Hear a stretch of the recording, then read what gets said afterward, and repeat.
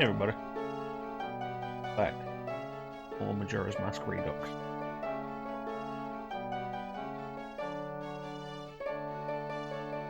Everything should be set up fine.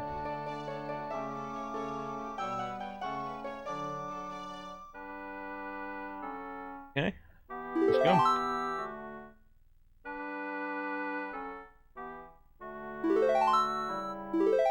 Never seen that happen before, that was weird. Anyway.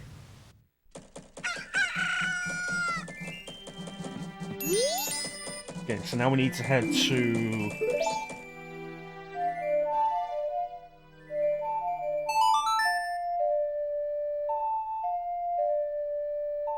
Snowhead. The t-shirt is... Joker from Persona 5. You see that?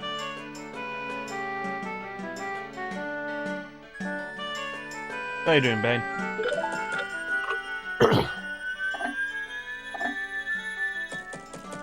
Go! Get some money. Got to have money.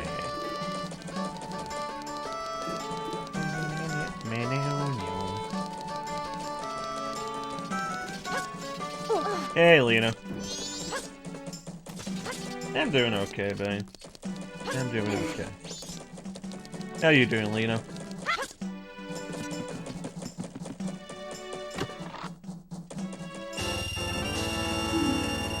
Yeah. I only have 2 t-shirts that aren't black. This Persona 5 one and my Superman t-shirt.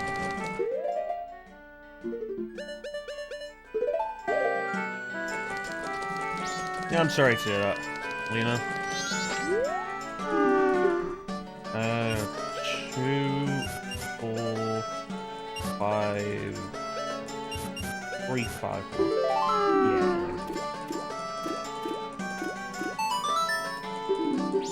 Oh.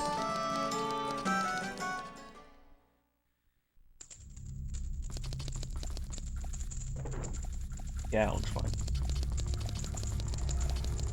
Swim.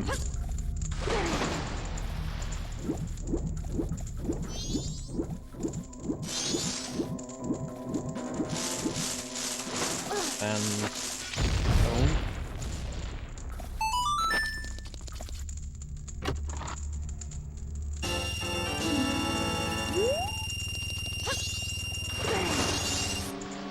Go around, and everything's good.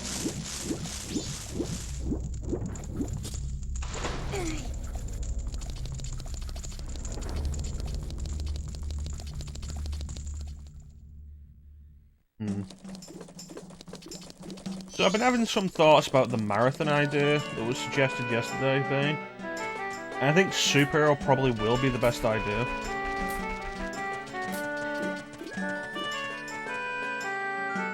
I have to decide when to do that. I think superhero would be a good idea. I don't have any superhero RPGs per se, but I do have some superhero action RPGs. Sounds good. Sounds good.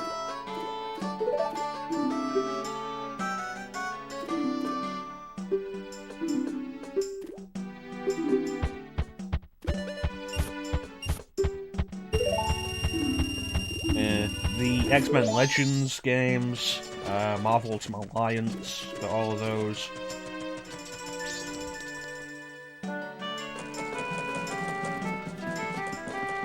That first half of Code Veronica was actually pretty entertaining, I think. There were some good bits in there.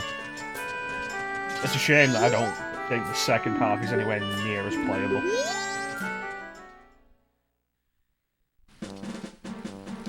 Anyway. I need arrows.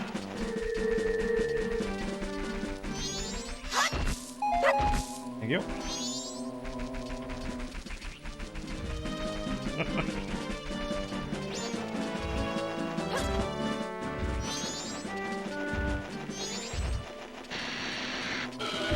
To be fair, I don't think that's just because I swear more in Resident Evil games. I might swear more in Code Veronica, but I don't think it's because I swear more in Resident Evil games. So you have to remember, you're the one that decides which quotes are worth writing down. And a good use of the word fuck can be pretty funny. I like physics.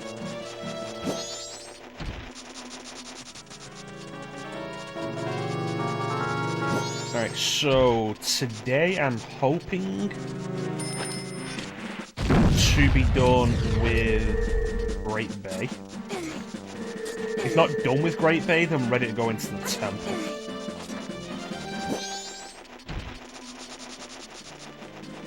Which means the minimal goal I want today is to have the new wave bossa nova. That's a fair point. Let's pick a random number.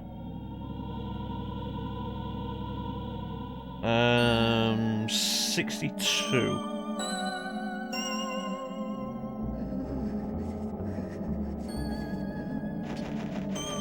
In context, that's not as funny as it is out of context.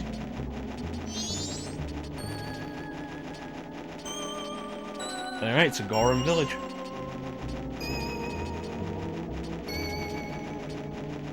Yeah, I had a bad run of getting poisoned by spiders in Resident Evil games.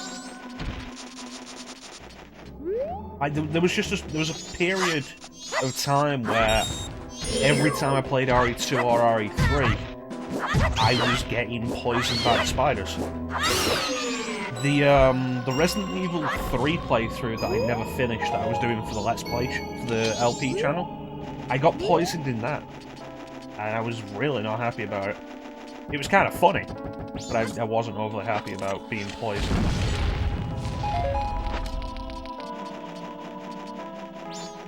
I think it was by drained demos rather than spiders, though.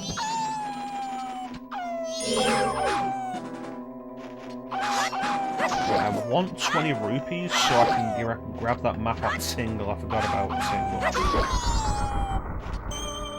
God damn it, give me some money, you blood wolf, bloody bastard, blood.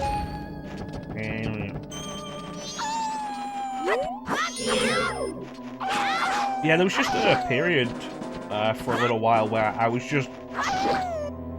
had a really bad run of luck with poison in Resident Evil. That might have been around the time I did that Code Veronica playthrough. In which case, it's probably a good thing I quit early in Disc 2, because the sweepers would have messed me up.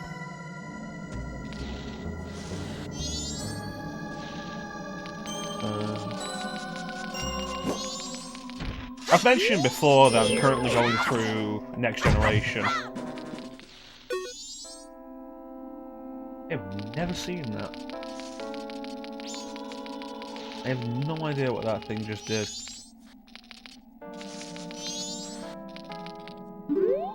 Yeah, I mentioned before that I'm currently going through Next Generation. And it's always great to see John Delancey as Q.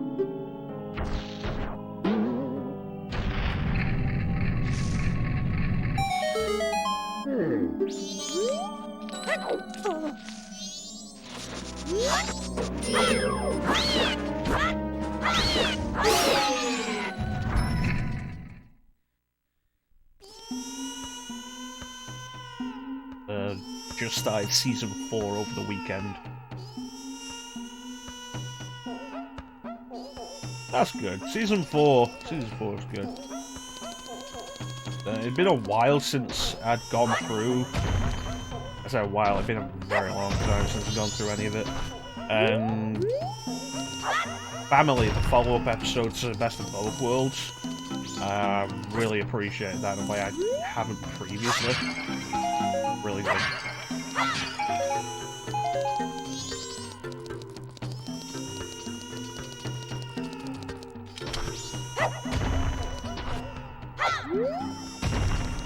Just want 20 rupees.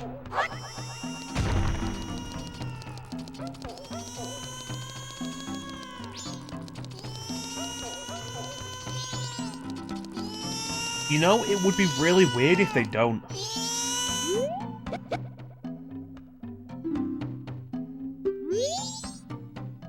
But I've purposely avoided looking into a lot of Picard. I'd like to be surprised by it.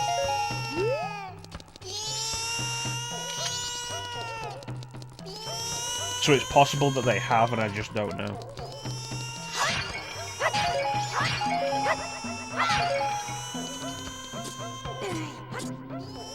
That crying is annoying me in a way that he never previously has. Hey, TK, how you doing, buddy? Well, there's a weird thing with pretty much all Star Trek series of how many of them are actually any good in the first season beyond, like, occasional episodes that have ideas that aren't really that well pulled off.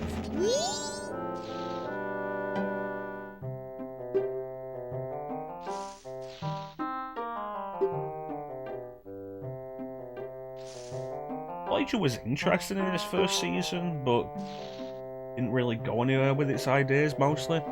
They should have done more with Chakotay.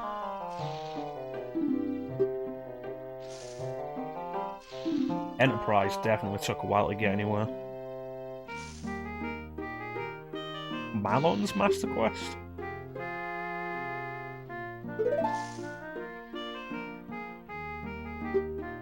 Remind me later, Teak, and I'll set you up with the Redux mods.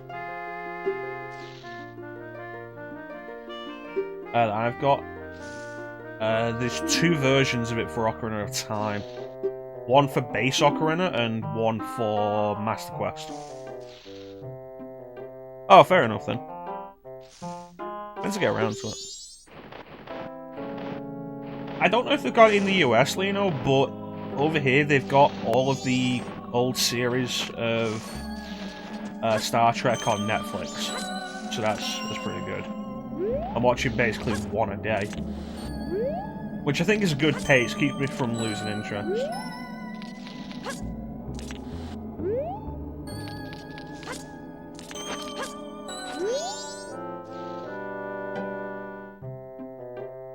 But I recommend going through like all of it.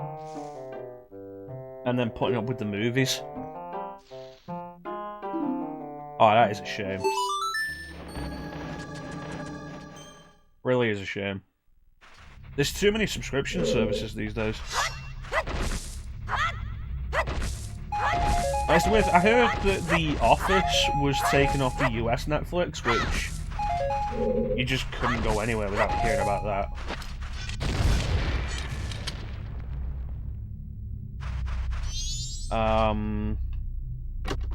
But then it came onto our Netflix when it wasn't previously on there, which was kind of interesting.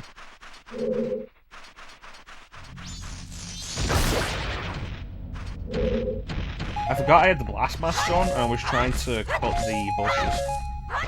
It's an interesting thing, Discovery is also on Netflix over here.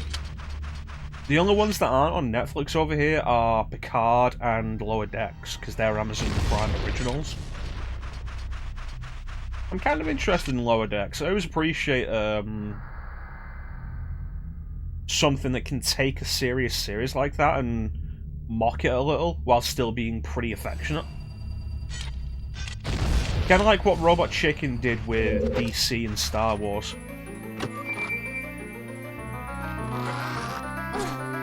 Or what Star Wars Detours was going to do before that was cancelled.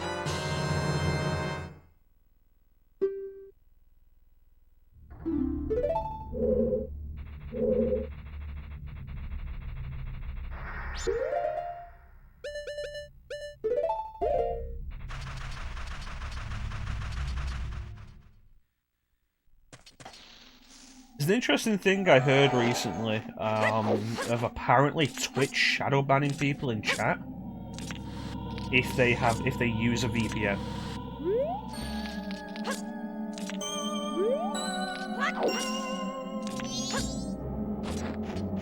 That might be something to watch out for, too.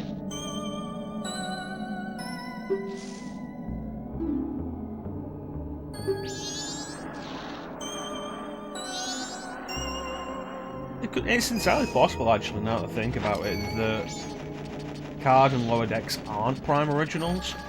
They're just marketed as that over here. Netflix does that with a bunch of stuff. Any series they buy the distribution rights to, exclusive distribution rights to over here, they market it as a Netflix original. Yeah, it's probably something to keep an eye on, Teak. Direct banning, probably unlikely, but it wouldn't surprise me if Twitch was up to something.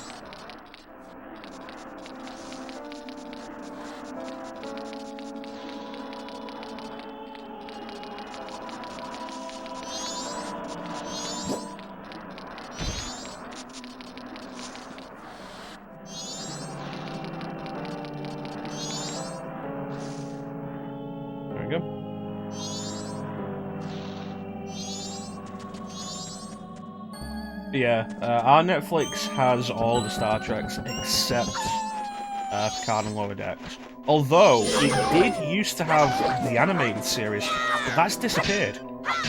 For some reason, I don't know why. Unfortunately, it doesn't have the movies, though. Amazon Prime does, but Netflix doesn't have any of the movies. So I will either need to sort out my Prime again, or find some other way to go through the original series movies. Because after I finished the original series, I didn't go through the movies. God knows I could do with rewatching Wrath of Khan.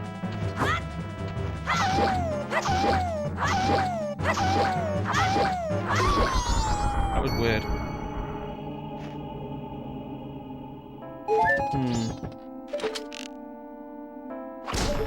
I don't have a VPN, so I can't really say anything about it. I've not experienced it. I feel like my internet's kind of spotty to begin with, so I don't trust my internet when anything goes wrong. Better than it was, though. There you go. Did I already buy the Romani Ranch? I don't remember.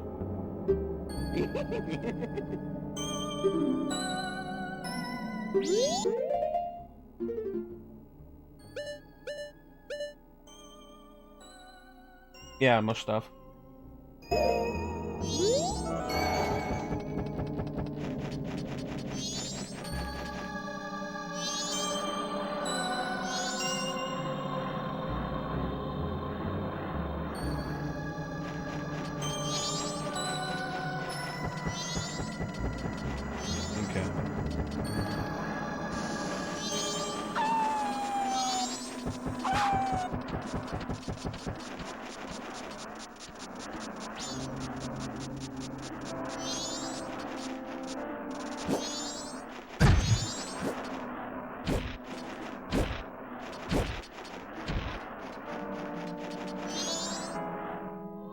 Anyway.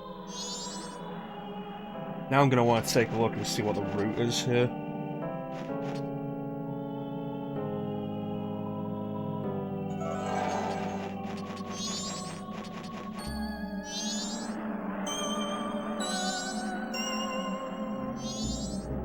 Yeah, surprisingly, even Discovery is on Netflix. Which will be nice when I eventually get to it. Okay, so right, left, right.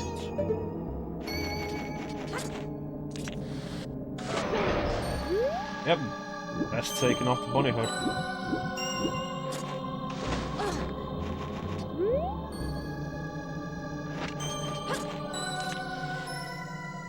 Did they change the iceberg layout?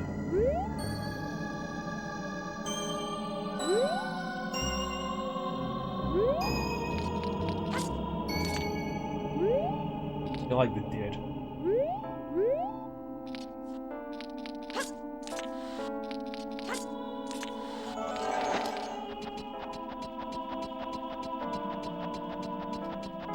Anyway. I have to decide whether or not I'm going to rewatch Enterprise. Enterprise isn't awful. It gets a lot of flack. It's not awful. It has a rough start, but so do most other series. Next Generation has a rough start. But it gets pretty good. The biggest problem I have with it is they fucked some over at the ending. Oh god, if you get into Enterprise Seek, that ending is gonna piss you off.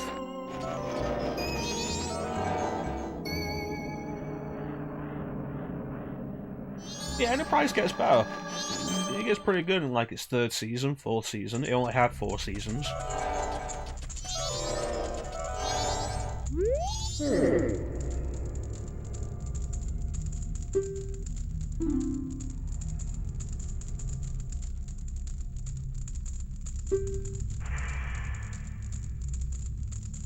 But it gets pretty good.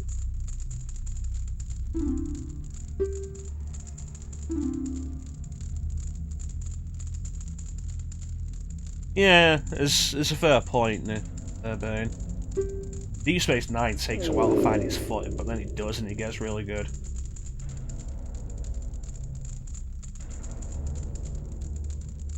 You probably do want to watch it to the end. Just that final episode is going to piss you off.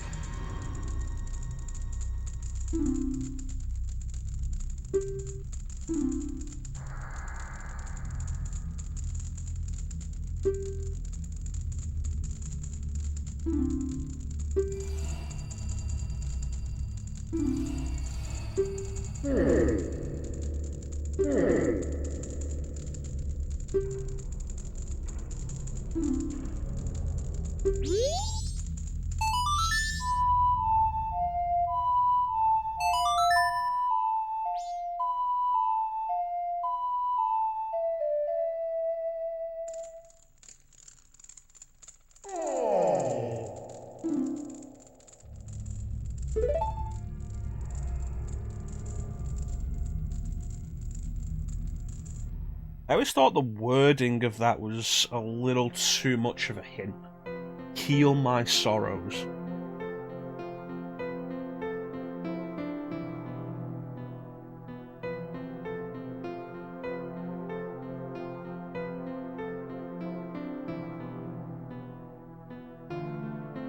I'd say finish Enterprise.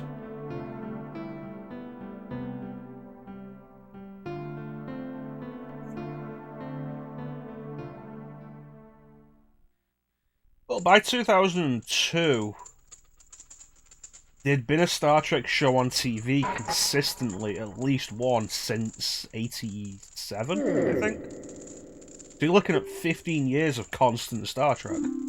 And let's be fair, not all of it was great. As much as we'll talk about how great Next Generation is, Next Generation had like this sweet spot of 2 or 3 seasons where it was fantastic, and the rest of it was mixed at best, if you're being generous. And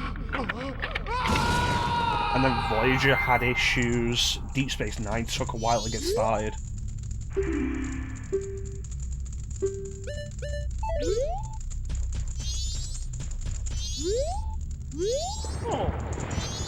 And it's entirely possible that by the time Enterprise came out, another factor could have been that people just weren't really willing to take the time to let another series get good.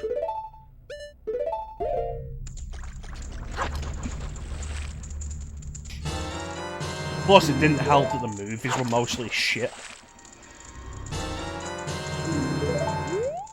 But you can argue that Next Generation is better than the original series, sure. But the original series had better movies. Shit. And this is coming from somebody who actually doesn't hate Generations. But I think the only truly good Next Generation movie was First Contact. Insurrection is boring, and we all know the problems with Nemesis. Although I will still say Nemesis is not the worst Next Generation movie, Insurrection is the worst.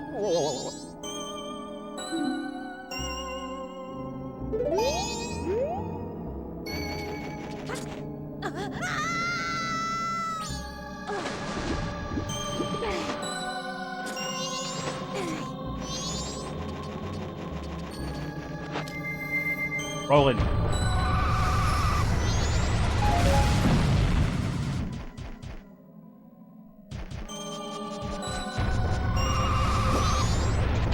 Every now and then I ever thought of doing some Star Trek games. But the big issue with that is there are very few Star Trek games I would actually sit down to play its completion. You know, that's not a bad point there, Bane. Generations does suffer from a similar thing as the motion picture did, of being like, oh yeah, no, cool, we've got a movie budget, let's show that off. And the most apparent instant in motion picture is when they show off the new model they've got for the Enterprise. The most apparent example in Generations when they crash the Enterprise and the big special effects of it, and it's just kind of like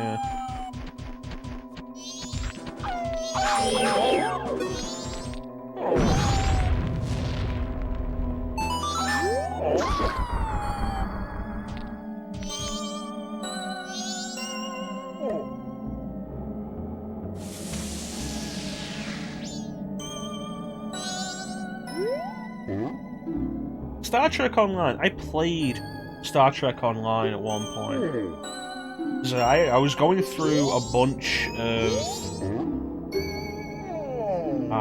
free-to-play MMOs at one point. Tried out Champions Online and Lord of the Rings Online. I tried out Star Trek Online. It wasn't great. I tried it again when it got its release on PS4 and it was definitely better. I've heard that the developers spent a long time, like several years, slowly improving the game from what it was at launch, and so it's supposed to be way better now.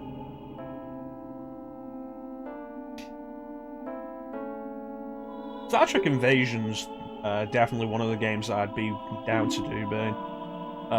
Invasion, Elite Force, I've heard is pretty good. Partly from you, Bane. If I could get it running and I was able to stream it, when I was younger I had the Star Trek Generations game for PC, which was really weird and I never got very far with it. But I'd be down to take a look at that for the sake of weird nostalgia.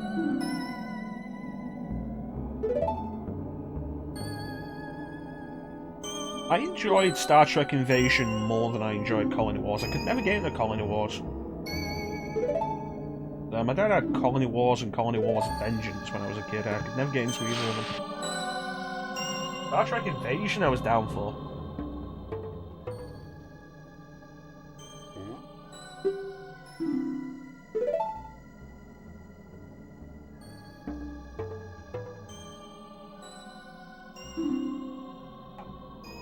I don't know what that game is, man.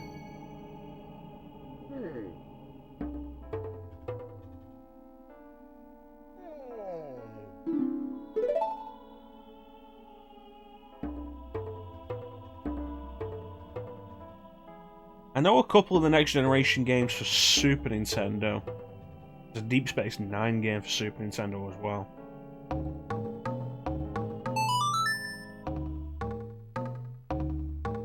Report of the end. There's an NES TNG game? The timing would fit, but I wasn't aware of that. The only NES Star Trek game I'm really aware of is the 25th anniversary. But if I was gonna do the 25th anniversary, I'd want to grab the PC version, because they got the cast back for it, and it was the last thing the cast were all together for before DeForest Kelley died.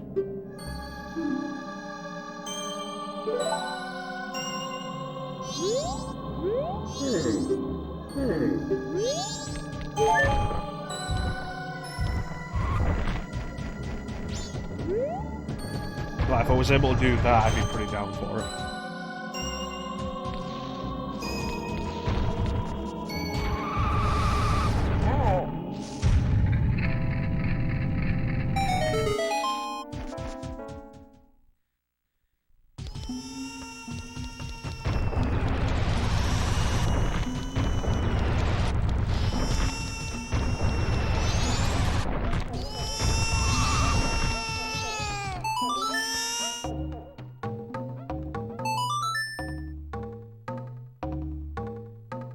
Yeah.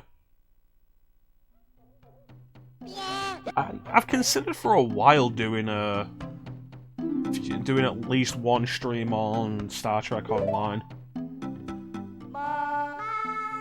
I think that could be an interesting idea. Unfortunately, like a lot of other MMOs, I'm not sure how multiplayer it really is, since the idea is you captain your own ship rather than working with a party.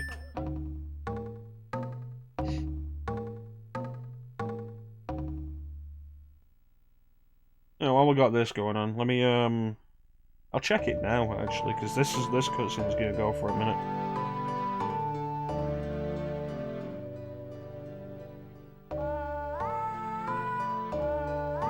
Interesting.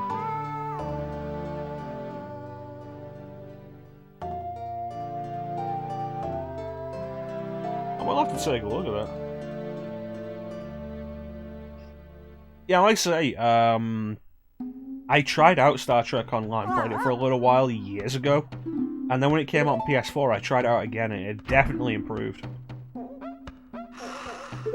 Yeah, I'd be pretty down for that, Seek. I would be pretty down for that.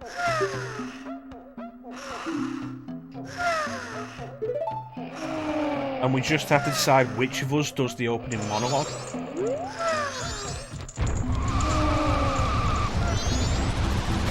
Oh.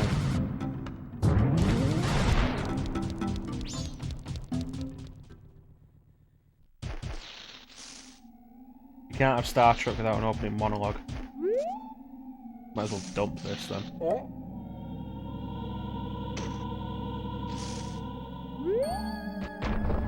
There might be crossplay, I'm not sure. Crossplay definitely has become a bigger thing in recent years. But there is a bunch of stuff that's still separate.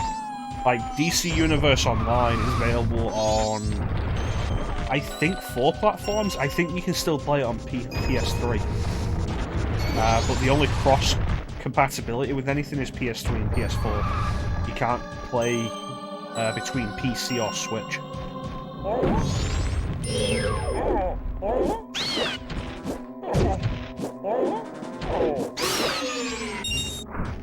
Which is kind of a shame. The DC Universe Online isn't awful. Kind of tedious. It's the kind of thing that would really be helped by playing with friends.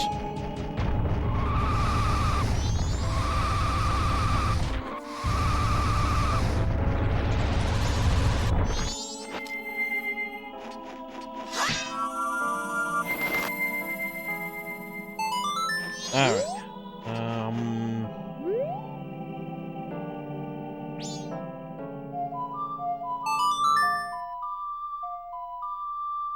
We're gonna go and get a fairy. And I know there is a fairy in Woodfall.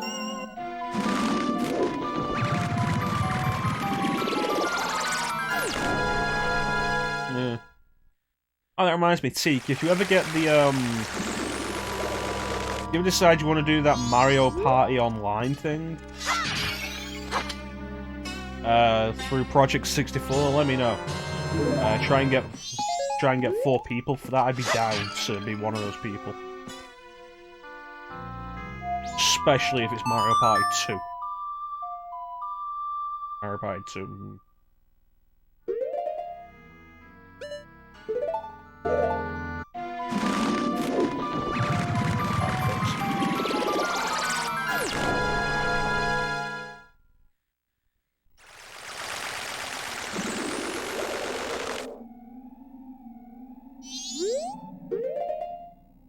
I imagine T could probably throw out the invites to everybody who's interested.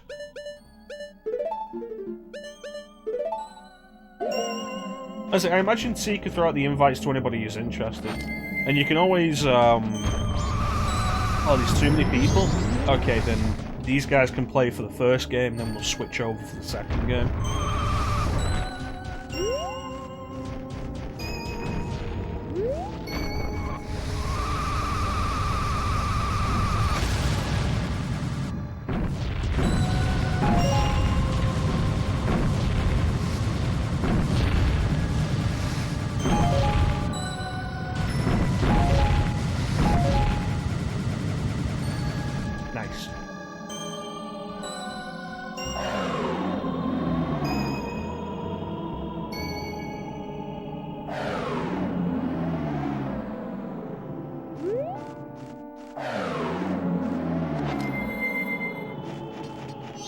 that's another fairy up here, actually.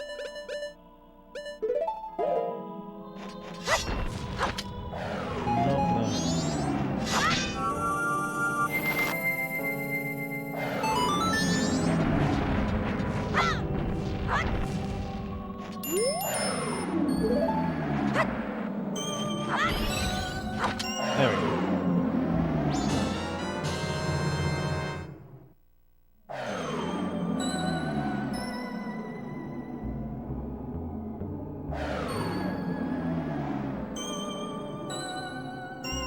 It sounds like some bullshit seeking. I hope you're getting paid what you're worth for that.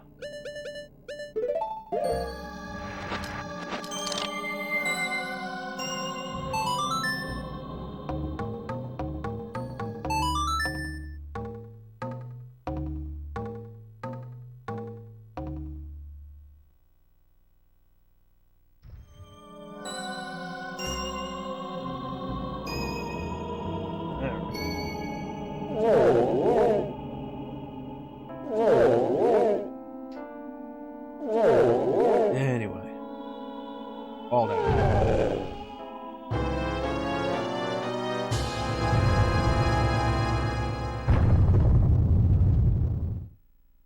You're not likely to, but if you come back here after beating the boss of the temple, that big Goron is stood here, and he's like, what happened? You know, that sounds like good money, that extra $200 a week. And a raise? Yeah, nice. This is reasonable. Based on everything I hear about how American jobs go, I was half expecting you to say, no, I'm not getting paid anything extra. I say American jobs, so I'm like, that's exclusive to America.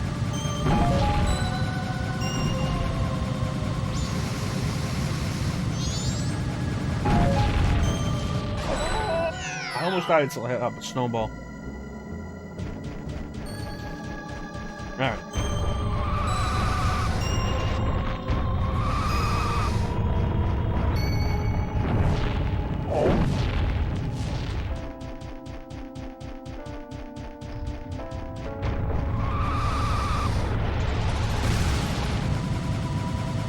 Minutes into the temple isn't too bad.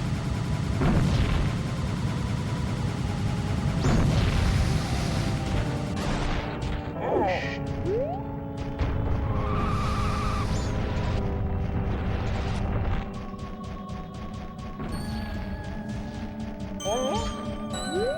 Okay, try it again.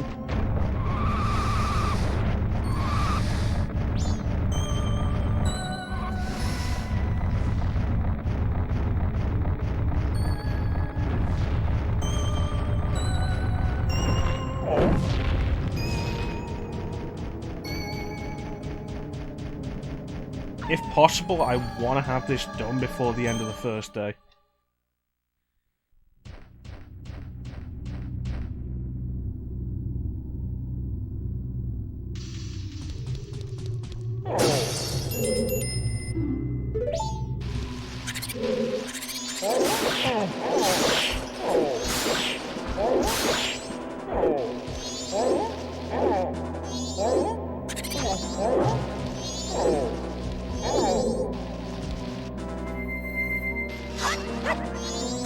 If I have this done before the end of the first day, then I won't have to fight the boss a second time.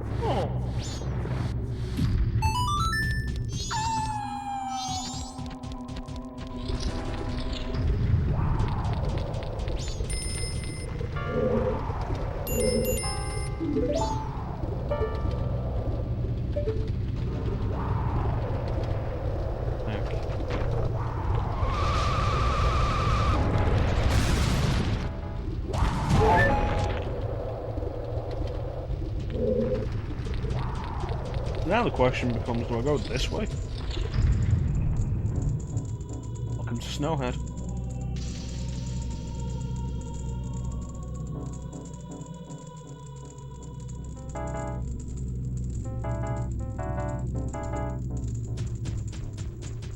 Okay. Need that. Fire arrows. Frozen. What's this lead? I remember most of Woodfall, but we get to Snowhead and I just don't.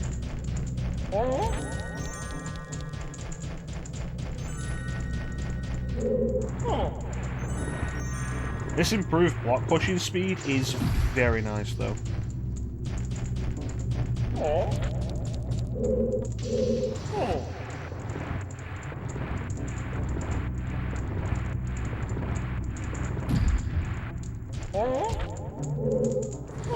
Definitely like that.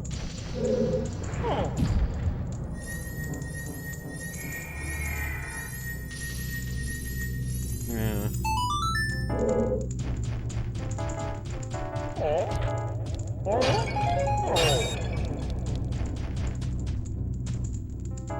This is gonna be a key. There we go. And I don't have a map or a compass yet, so I can't check where I'm going.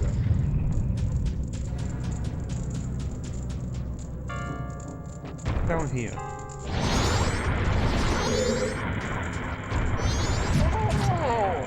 Yep.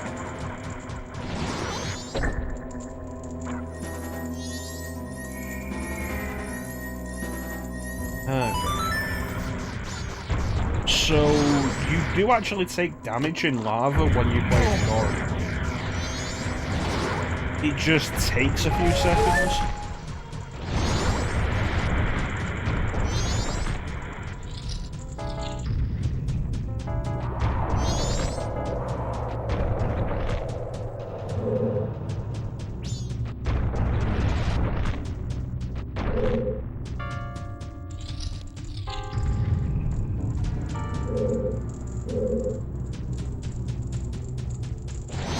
Anyway, there's a bunch of stuff.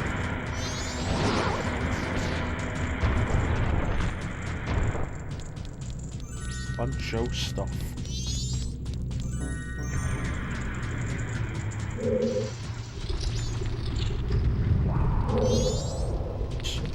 I don't want to.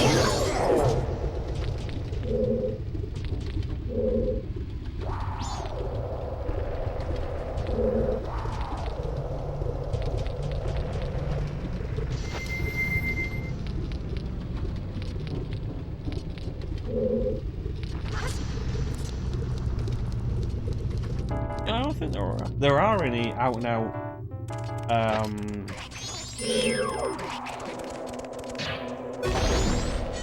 superhero RPGs. I think the best you will get is action RPGs.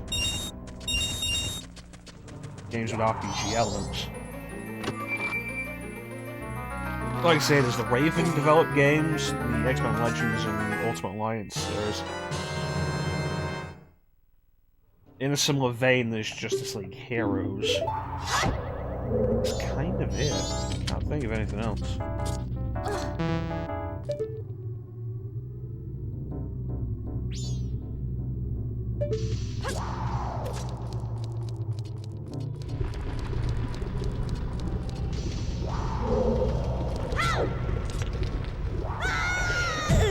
Early PC game seek.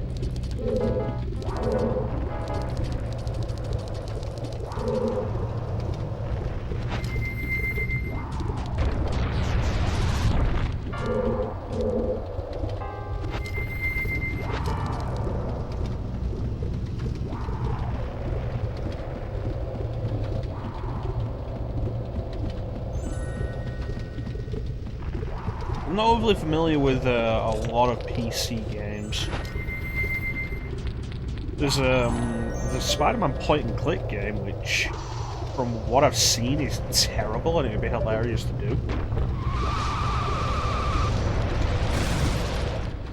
The PC version of Spider-Man 2, which is also terrible. And that's kind of it. And that's all I'm really aware of.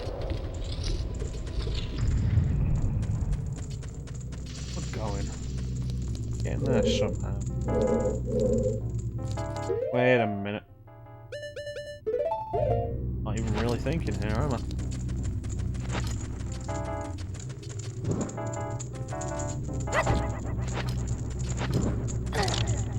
Okay.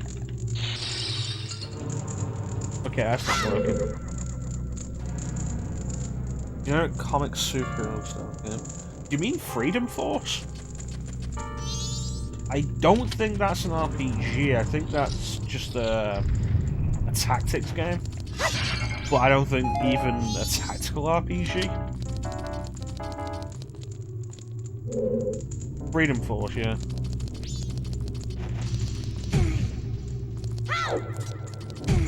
I actually do have Freedom Force. I have it on GOG. Never really played it though.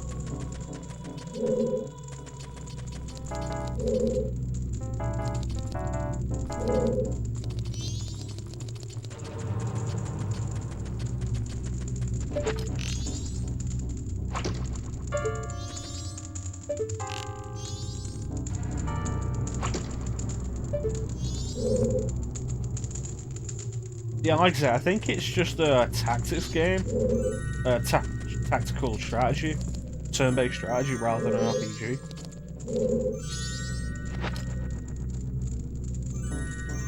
Metal Sonic. What am I missing here?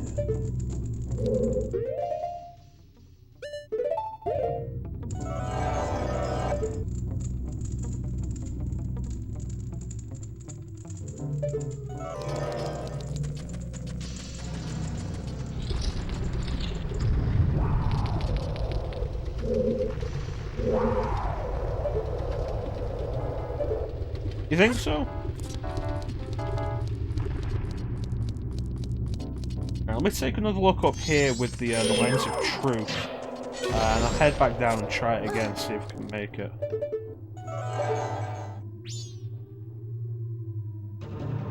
Okay, that's not helpful right now. Alright, we'll try that again, Lena.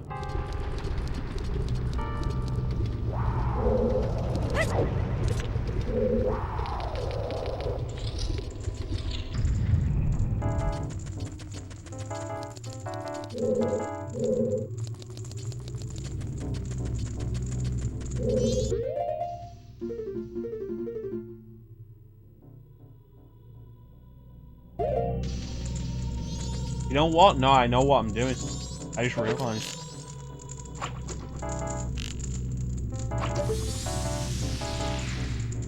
That's needlessly finicky. But I wanted to go back through here anyway now that I realise what I'm doing. Because this door's locked. And we have a key. Thank you, Lena.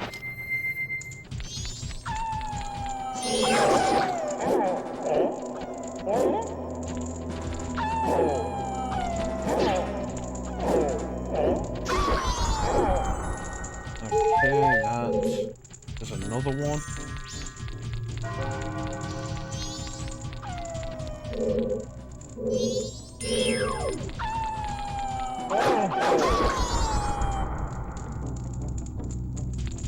Yeah, like I say, it's just a lot of...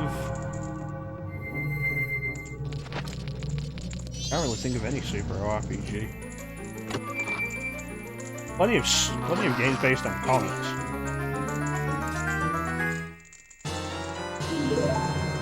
To do the Punisher game, we could have Eminem playing in the background to celebrate that time Punisher met Eminem. That was a fucking awful story. If you've never seen it, I recommend checking out Punisher Meets Eminem, because it is absolutely terrible. I don't want to do that, I actually wanted to equip the blast mask. And just went for bombs. I don't even know what was going on there. The right idea with the wrong item.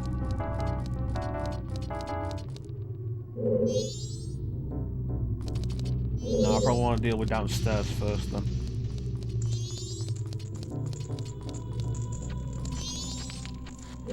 If I could get name working, the Punisher Capcom game in the arcade was pretty good. I'm not really into beat-em-ups, but that is actually a really good beat-em-up. A lot of fun.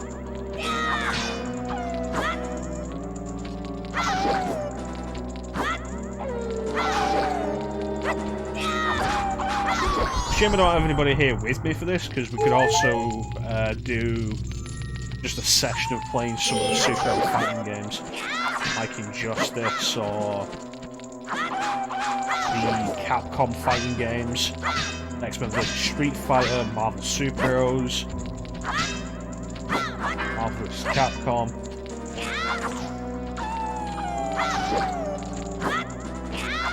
I mean, we could still do Injustice, we could set that up for the vote, because it has a story mode.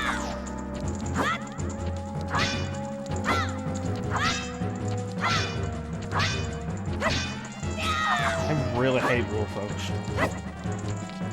Just because of how much of a pain it is to actually hit them.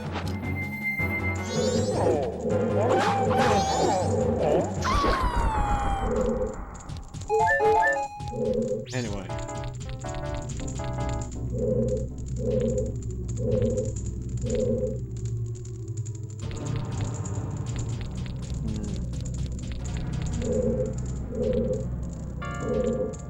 I did have a thought at one point, speaking of Injustice. I don't think there's actually anything I can do down here. I wanted to push the switch.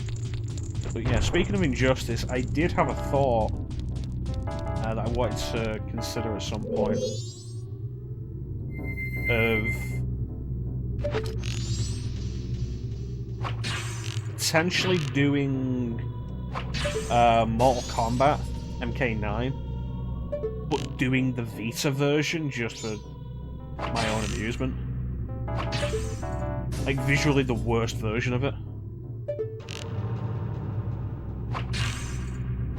Like I say, for my own amusement, there's not really another reason.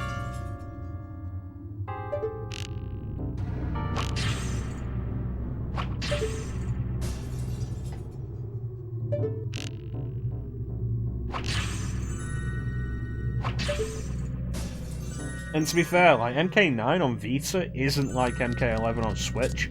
So MK11 on Switch, like, yeah, no, it'll run at 60 FPS, it'll be fine. And then it doesn't. But MK9 on Vita is the full game, running just fine. It even has exclusive content, which is pretty neat. I think in every instance except visual, the Vita version is the best version. It looks the worst, it does everything else as good as or better.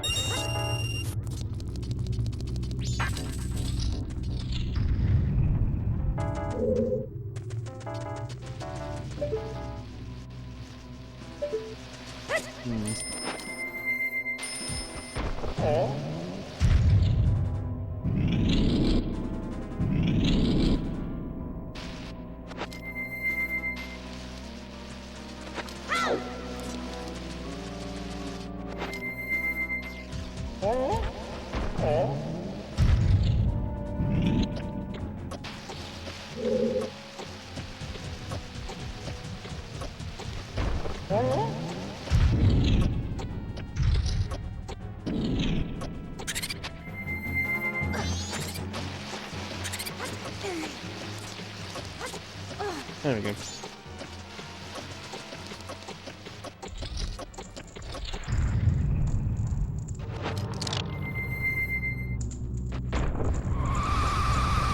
Considering how much of a champion I am for the Vita, it's weird that I don't think I've ever actually streamed any Vita games.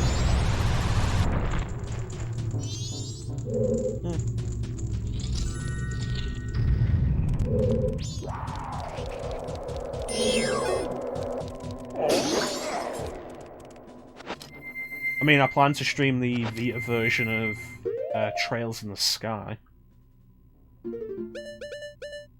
God knows when we'll actually get to that.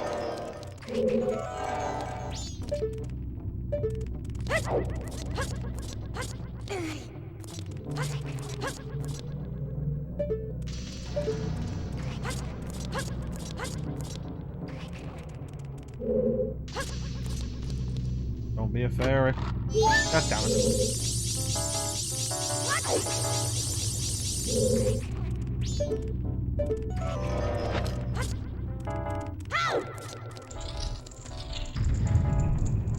Yeah, I like the Vita. Cool system.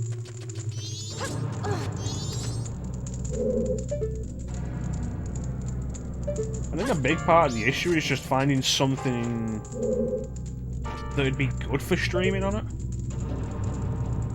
Because as much as I love the Vita, it is primarily a system.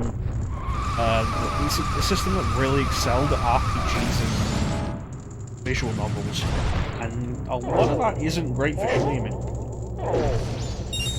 I mean, RPGs can be, but the RPGs are working through. It takes so long.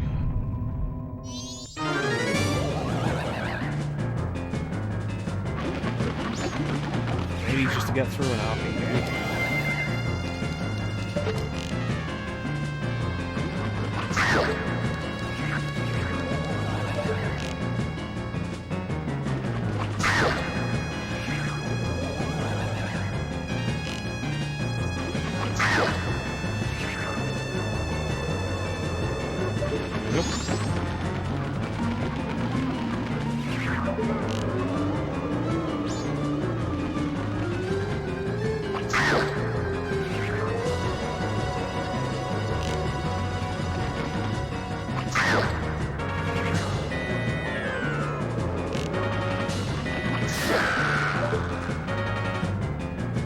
Wizrobe's first 3D appearance.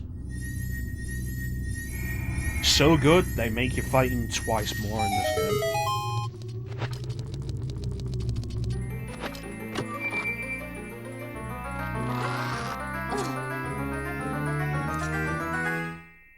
Yeah, the Vita's cool system.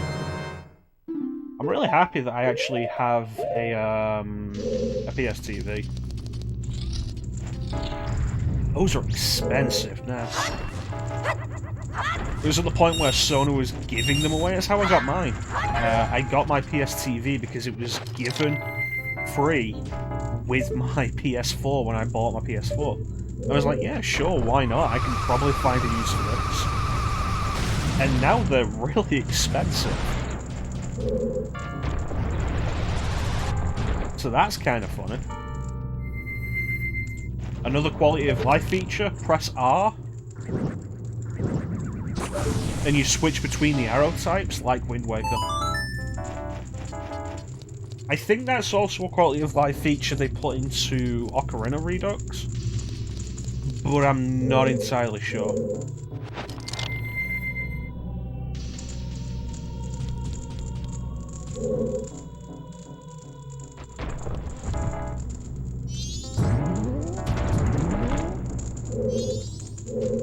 So good you'd think it was intentional.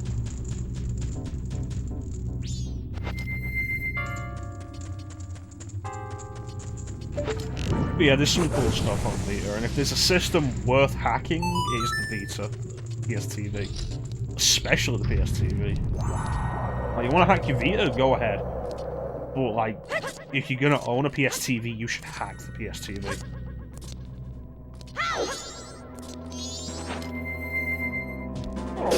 Really good system for playing PS1 games on, if you hack it. Otherwise, it really isn't. For some reason, Sony really cuts down on the options of what you can do with PS1 games on the PSTV. Which is weird, because it's Vita hardware and it uses the Vita menu. But the PS1 stuff is severely cut down on PSTV. Don't really know why.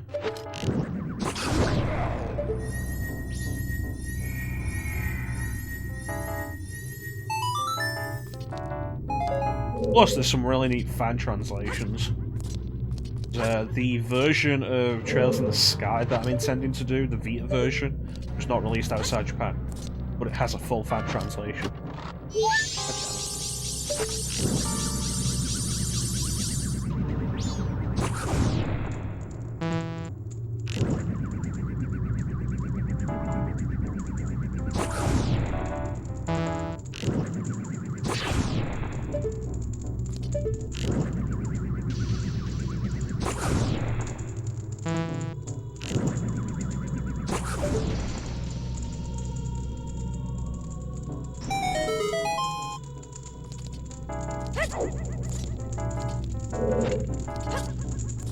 I mean, overall, I'd say that any system that isn't supported by the manufacturer anymore is worth hacking. I'd say that of like any system. Once it's officially not supported and they're not doing anything with it, probably worth hacking. I'd be surprised some of the cool stuff you can do.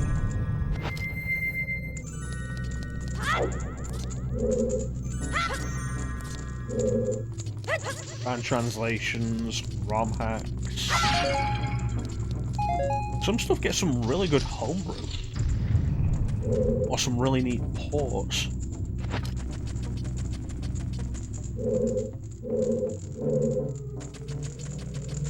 Let's go this way.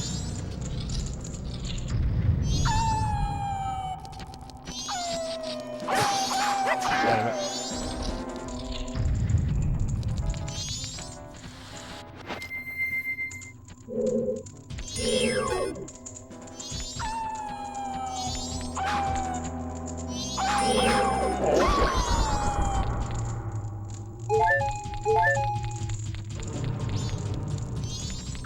Come on.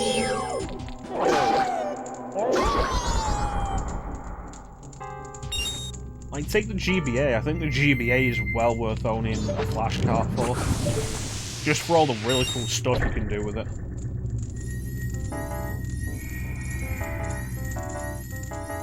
Fan translations of various games, especially RPGs, weren't released in the West.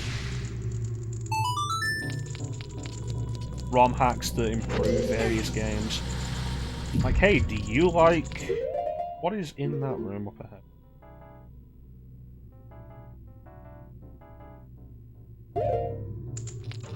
Do you like Super Mario? Do you like the Mario Advance series, but you wish they didn't have the voices every time you do anything?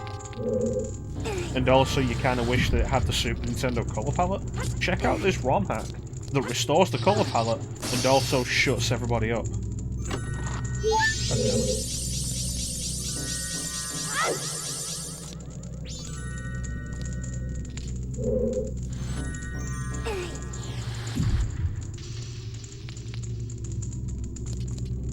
There are various cool things.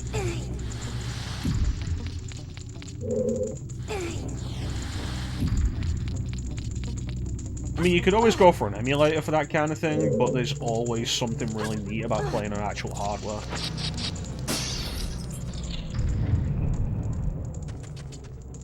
Which is part of the reason we're doing this on the actual N64. Could have put this on an emulator, but you know what? It's cooler to put it on actual N64. I think so, anyway.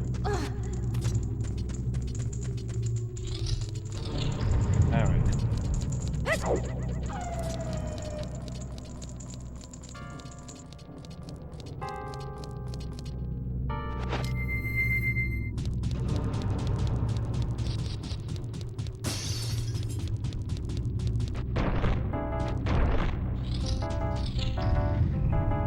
That depends on your hands. And the handheld system. I've heard people have problems with the GBA SP because of the size of it. I've never really had an issue with that. Conversely, I have had my hands go a little bit numb playing the new 2DS XL. I don't know what the issue with that system is. I don't find it all that comfortable.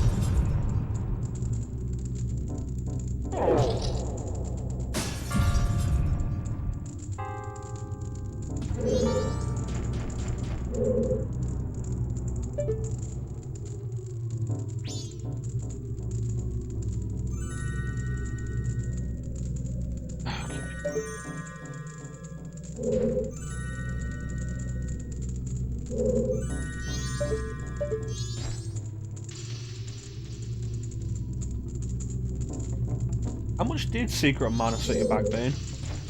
I imagine you have an actual cartridge, presumably complete in the box, because that's how you do. How much did that set you back?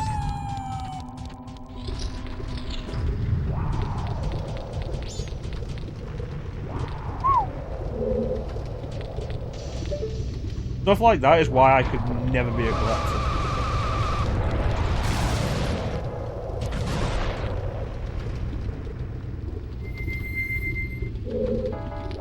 I'm perfectly happy to emulate Secret of Mana through whatever means I think is necessary. And it isn't like I haven't paid for Secret of Mana. I've bought it 3 times.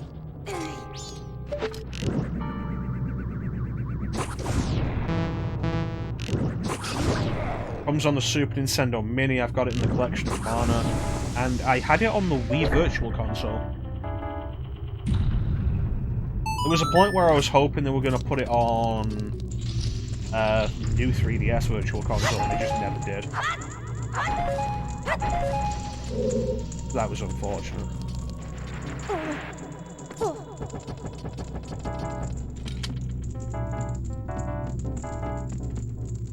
But then, of course, you also run into the other issue of buying something complete in box.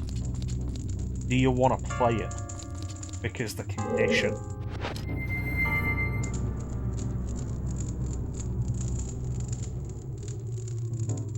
It's interesting. And there was that Japanese copy of Chrono Trigger that I put you on to that you got pretty cheap. I think it was 20 or 25. I would have bought that myself just for the box art. I don't really have the room for it, unfortunately.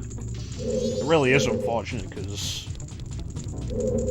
I'm not super into Akira Toriyama's artwork, but I love Chrono Trigger's art.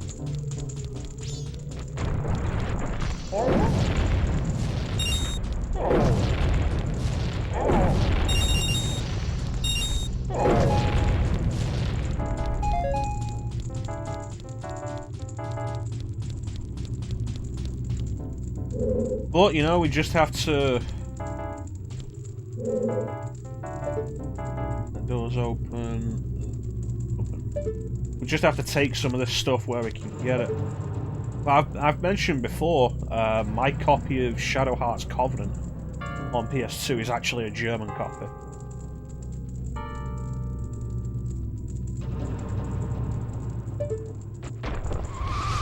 I like some of the Super Famicom box art in comparison with the Western box art. Chrono Trigger, of course, is a horizontal box, but a lot of the Super Famicom games were vertical.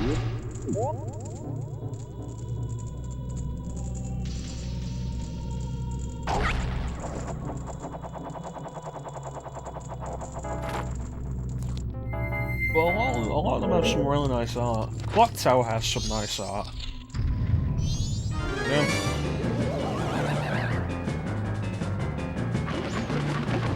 Yeah, the copy of Shadow Heart's Covenant I've got is German,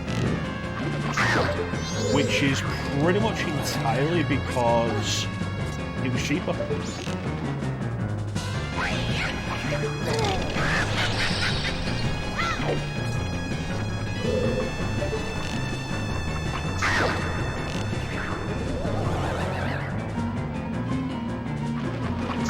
Unfortunately, region locking and the way the regions worked in Europe,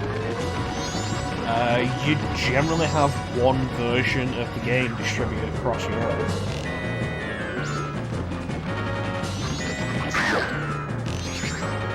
I love the Japanese box art for 6 with Terra in the Magitech armor.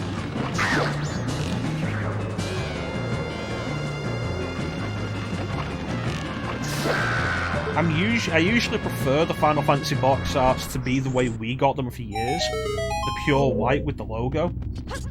Like, just the logo. But Final Fantasy VI's box art is fantastic.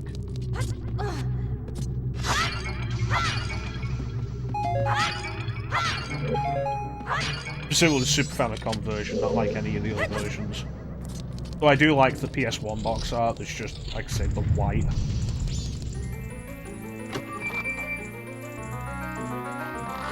The white with the logo. I like the minimalist style of it.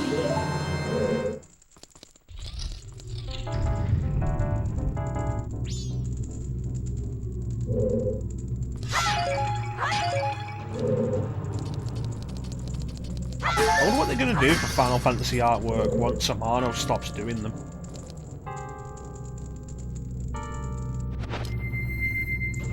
Like, one reason or another, Amano's going to eventually stop doing the artwork. It's been over 30 years.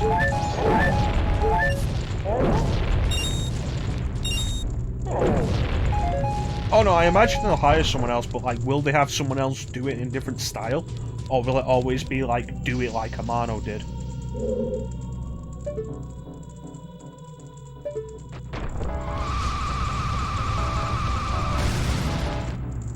It's the same idea with Dragon Quest. Both series are too connected to those artists. And one day Akira Toriyama's not going to be doing the Dragon Quest designs anymore. Or the artworks.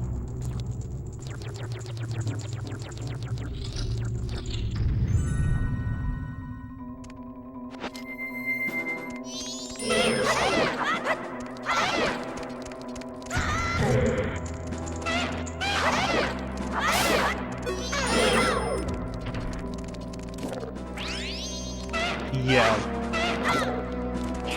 With Japan being very traditionalist, and Dragon Quest being such an institution in Japan, like,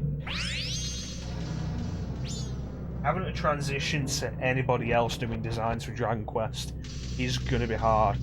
I wouldn't be surprised if they threw around suggestions of just retiring the series after that. I don't think they actually would retire the series, but I wouldn't be surprised if suggestions for it went around.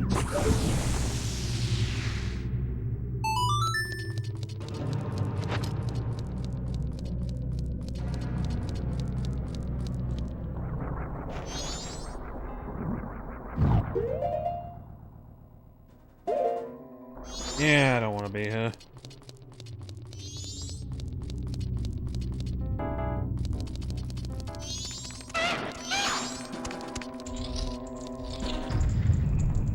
Yeah, I don't think it was such a bad time for this dungeon. A little rough to begin with, but I think we got it.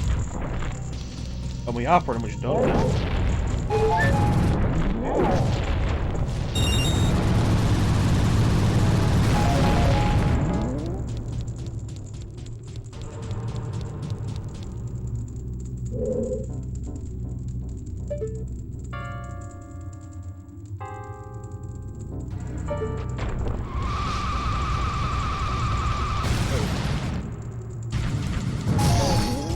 Alright, my favourite boss of the game, and one of my favourite in the series. He's got.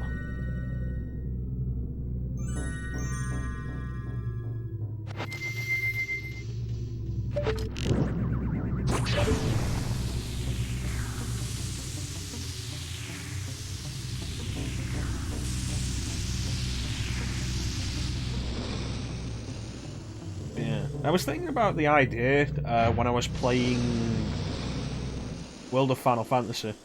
Because World of Final Fantasy is still like the logo designed by Yoshitaka Amano. And I was kind of surprised that they busted him out for a spin-off. And that they keep busting him out for spin-offs.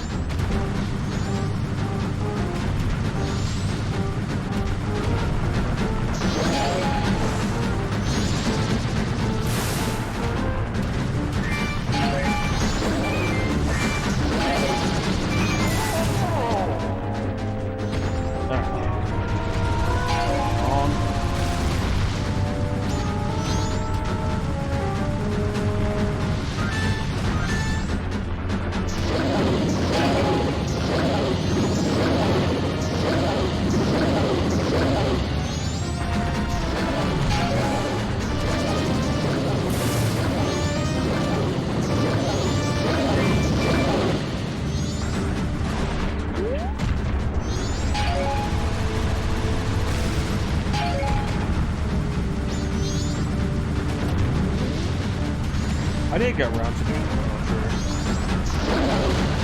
I'll be speaking Chrono Trigger, I need to get around to it. It is on the list, and especially recently I've been looking at Chrono Trigger fairly regularly think I need to get around to it. I debated putting it on the list for redemptions at one point, but it was like, no. I'll get to it. I want to get to it myself.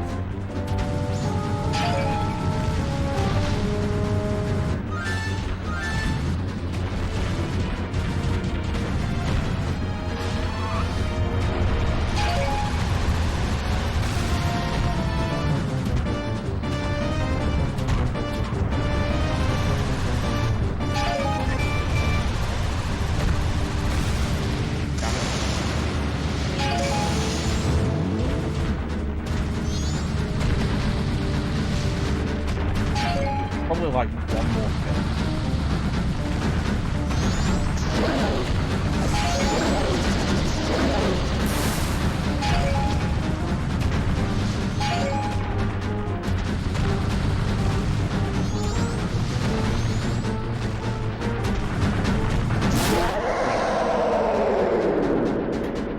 Is it? Oh, I didn't. I should take that. No, not that. Oh, okay, I need to take that off. Jensen, how you doing, buddy?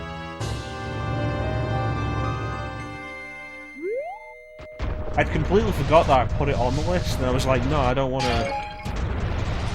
I don't want it on the list, I want to just do it. I completely forgot that it was actually on the list. You're busy. It's fair enough, Chancellor. It's fair enough.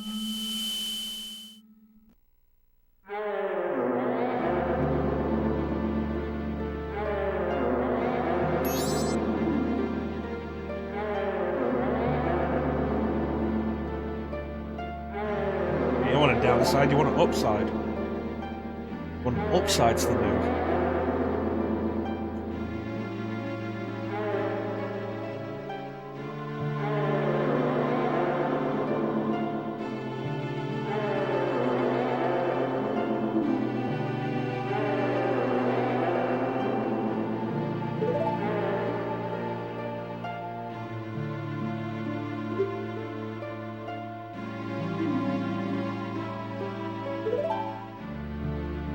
The good news is we got this done early enough that I won't have to go back in time and do the fight again. Yeah. Hope you have the money. Yeah.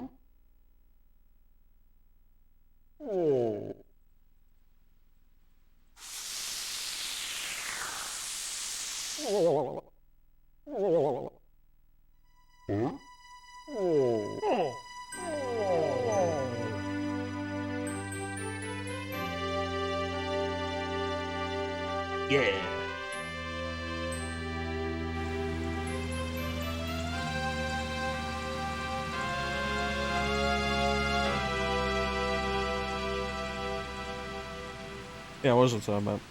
Yeah, Chrono Trigger. Chrono Trigger.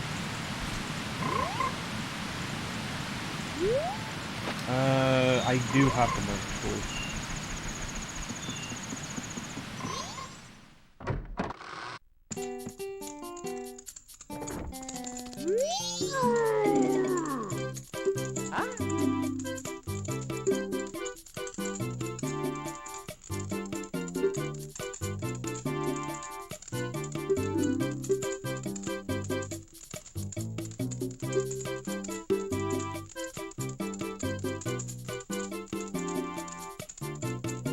So this is one of the changes with the Redux patch. The Razor Sword will not break, or its edge will not dull after 100 slashes. However, if we go back in time with the Razor Sword, it'll go back to the Kokiri Sword. Alright, let's go.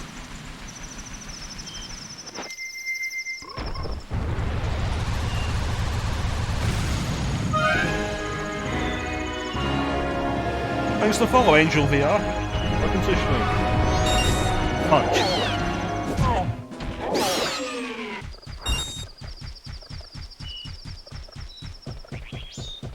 battle around the water. God damn it.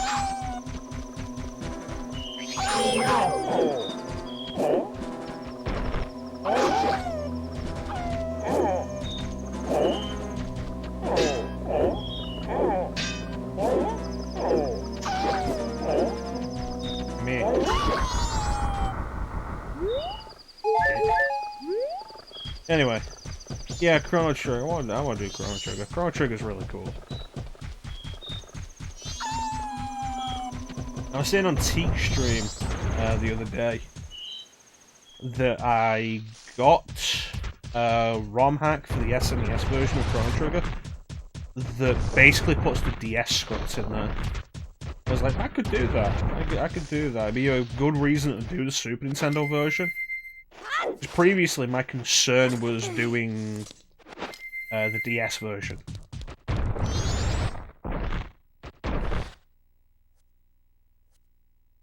I'm not overly happy with the method I have of doing DS games at the minute.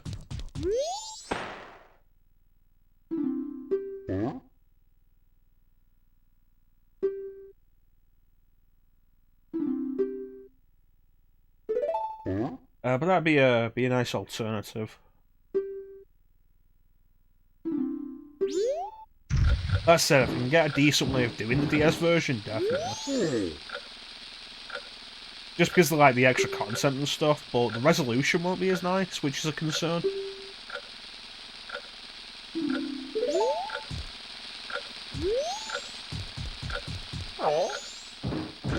Really wish Nintendo would put out some method of allowing you to play DS games and 3DS games on your TV. A method better than the Wii U Virtual Console, because that isn't very good and Nintendo didn't put much on there. There's like 20 games on there.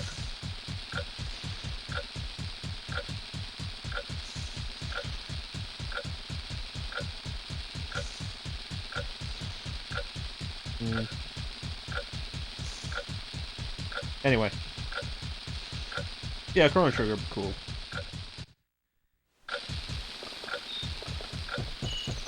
I said it before, and I'll probably say it again, but like, if I could do 3DS games,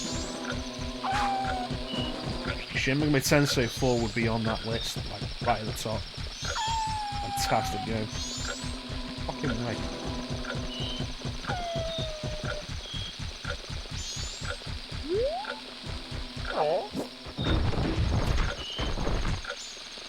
The only concern to really have about replaying SMT4 is, would I be able to get the neutral ending again? I want to throw it at the kid, goddamn.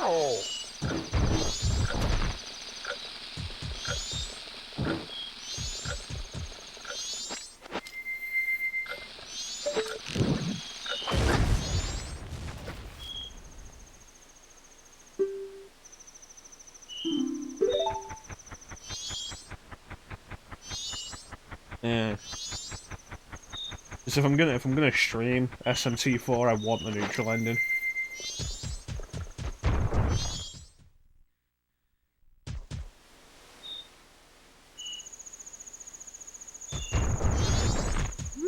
Mostly just because it's the best ending story-wise, and you end up having the most content.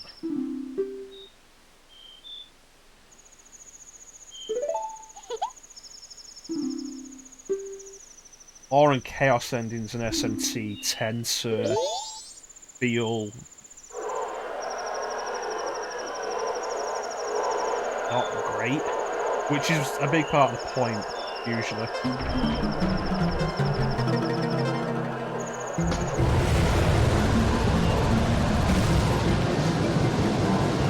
Like Strange Journey.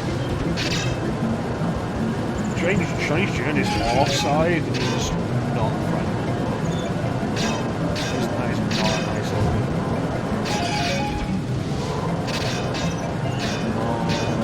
Baby.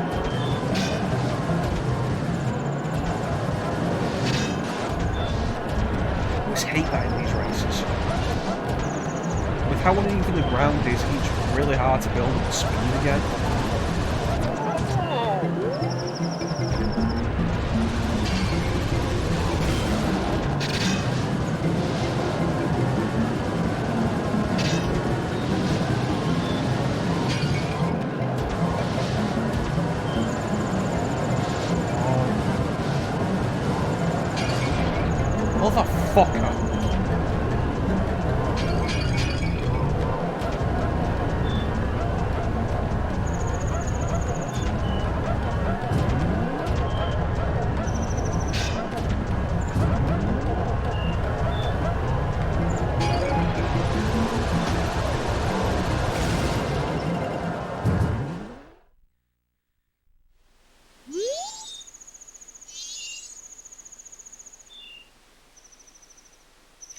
What do you mean by archive, Chanson? Yeah, the race is really irritating. The biggest problem there is sometimes the other racers will just hit you, and you'll go out of your ball, of the spiked ball form. And I have no idea why that is. And all the times I've done this, I've never been able to figure out exactly what causes you to get knocked out of the spiked ball form.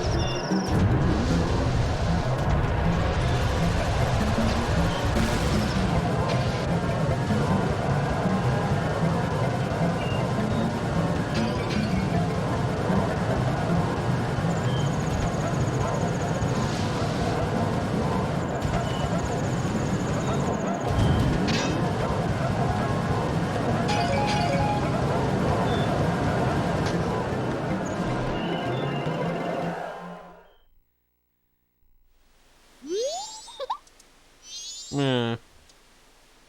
That's another good reason for stuff like flashcards. Especially on, like, DS and 3DS. Although I'm not sure if there is a 3DS flashcard, there is a DS flashcard you can get. Yeah, being able to play on newer hardware is always an issue. It's a big part of the reason why I own so many games so many times. Being able to play them on newer hardware for the convenience. Thanks, guys.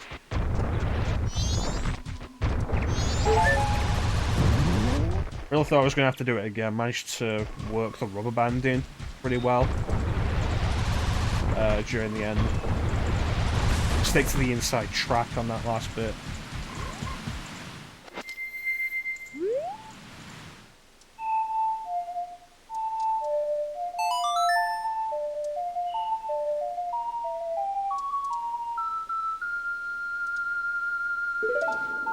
Yeah, I think in this day and age as well, if you're playing any of the old handhelds, like if you still not playing Game Boy or playing Game Boy Advance, which is reasonable because the Game Boy Advance is, you get yourself the Game Boy Advance SP or the Game Boy Micro, and they are super pocketable.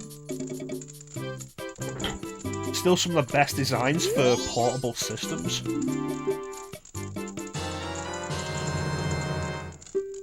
But carrying around multiple games for them kind of reduces the portable factor. But you get yourself a flash card for them, and it's definitely much better in that way.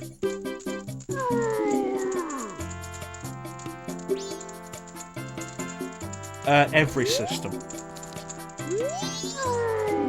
Dreamcast, PS2, GameCube, PS3, PS4, Xbox 360. Every system is available on. To be fair, the most I ever paid for it was on GameCube. And I got a good deal on the GameCube version. I've never paid more than £20 for Code Veronica. I think every other version was probably less than 10.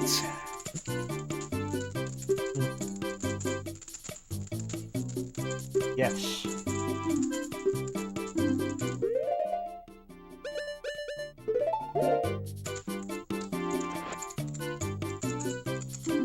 I like elements of Code Veronica. I love its appearance, its presentation. The soundtrack is fantastic, and I've said this a few times.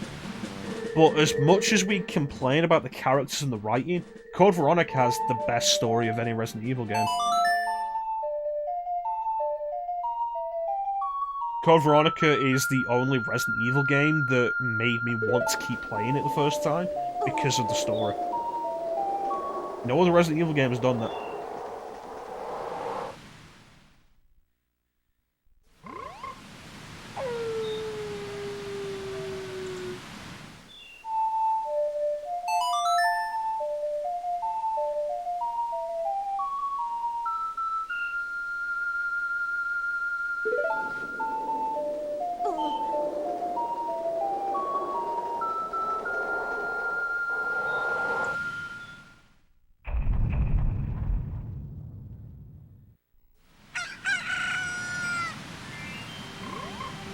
No.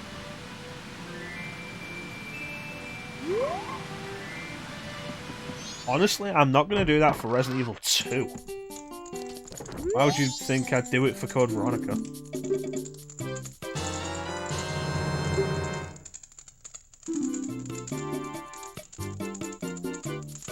You pipe down, Ninja.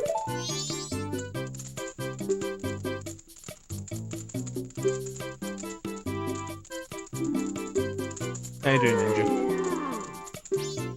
I did have a thought at one point of...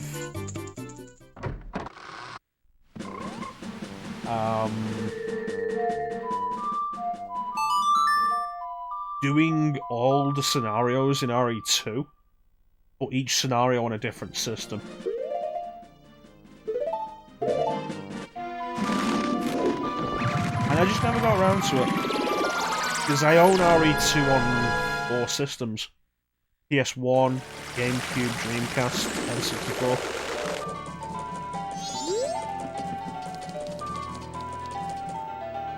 Yeah.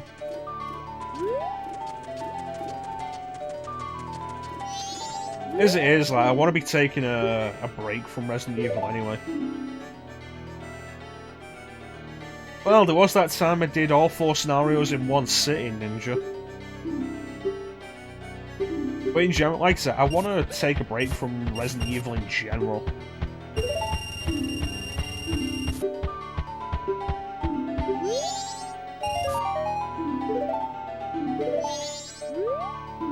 A lot of the people I follow regularly stream it. I've played it a lot myself on stream. I just want to take a break from it, watching and playing it.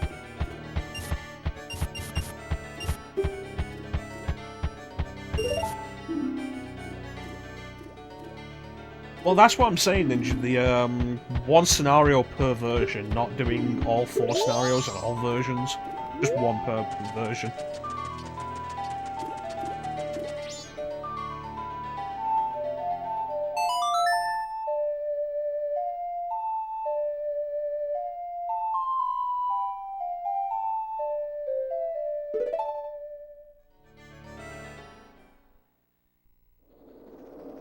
I'll probably stream it, but I'm not planning to pick up RE8 at launch.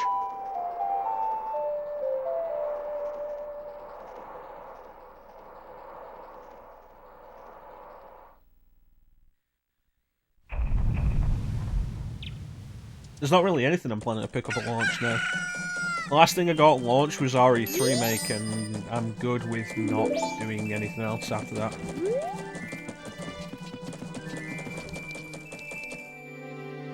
I've said before of, like, the last 3 games I pre-ordered, which were the first games in a while that I pre-ordered.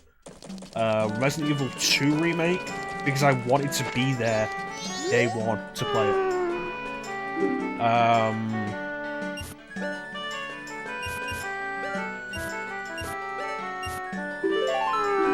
RE3 Remake, because I didn't want to get spoiled for it. And Smash Ultimate, because if I didn't grab it for the pre-order guarantee price, it would have been more expensive to pick it up later. And as it is, Smash Ultimate still hasn't really gone down much further than that. So I think I was right in doing that.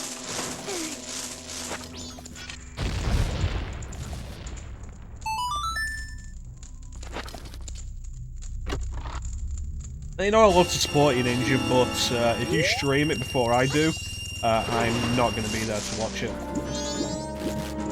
I assume all you guys know how I feel about games that I'm interested in. That's fair.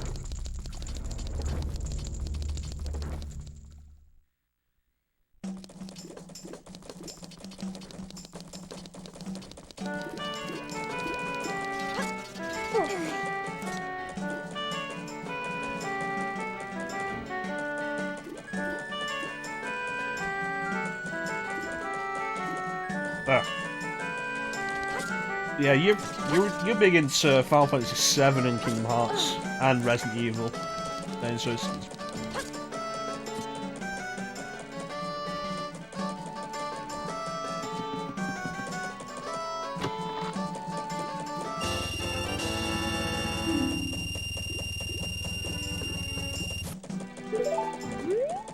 it's just a thing I do if I'm interested in a game.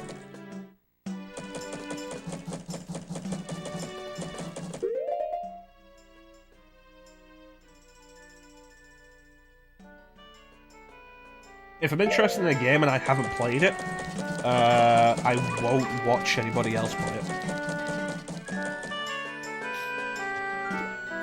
Like, Chanson's currently playing Final Fantasy VII Remake, and I've not been in any of those streams.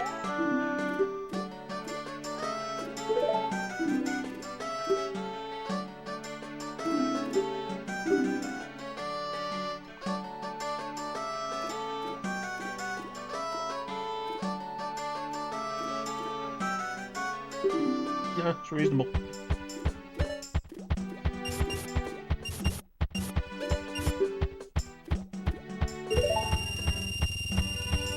Okay.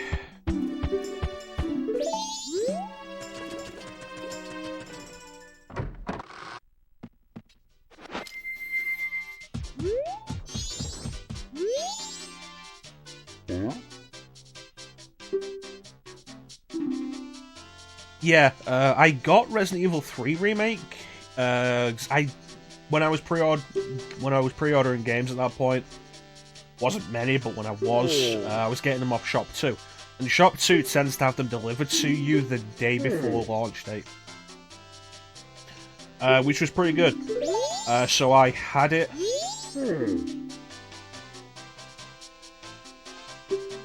I didn't go back to the instructor to get the license.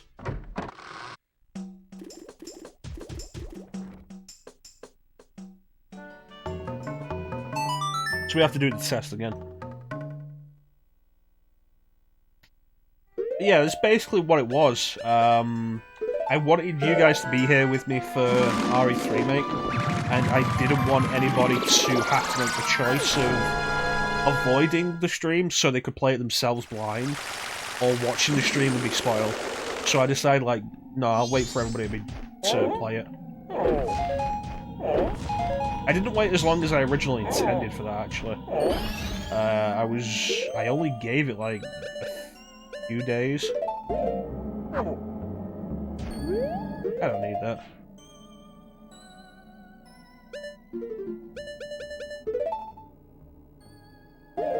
Yeah, I originally intended to wait longer for that, but I ended up not.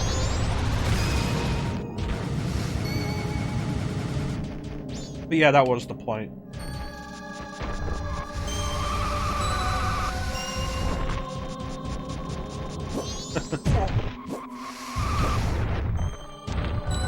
Yeah, it was a Sunday. I think I got it on the Thursday, it came out on the Friday. Or it came out on the Thursday, I got it on the Wednesday. And then I did it in one sitting, which isn't the longest stream I've ever done. RE2 Make was actually before I started streaming, I think. Yeah, RE2 Make was 2019, and I started streaming in May 2019.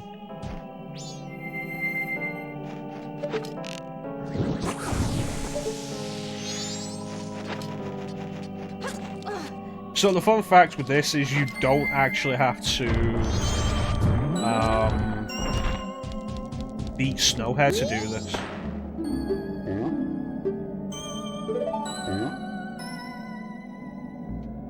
I existed, I just wasn't streaming, my internet wasn't capable of it.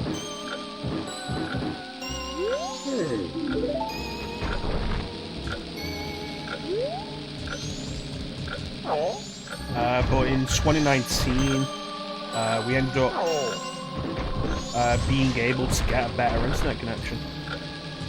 previously we were on Sky, and the hope was always to get back onto Virgin, which we had at a previous address.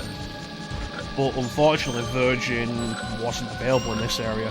And then finally, after being here for like 10 fucking years, they finally installed Virgin around here. So I could be on Virgin Fiber. I was like, yeah, no, great. Now the internet is way better. And I was able to stream.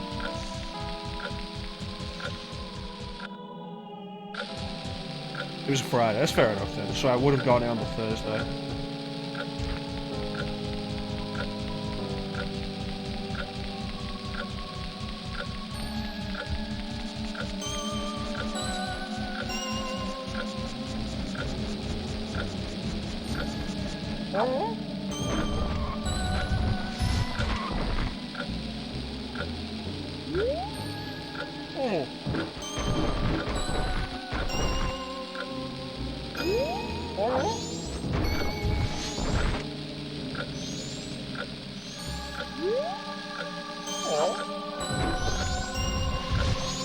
Yeah, I don't know if I'm gonna buy any more games on launch day.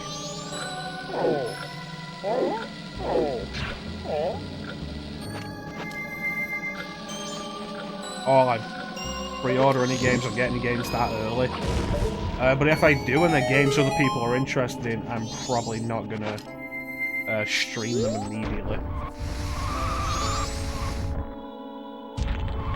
I don't really care. Because I think I've said to you before, Ninja, the thing everybody's complaining about BioWare removing, I didn't notice until it was pointed out to me. I don't really care.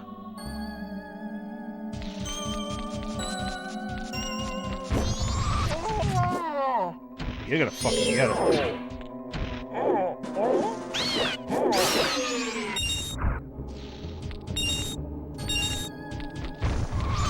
I suppose the good thing about doing this like this is we get a free powder keg for doing this.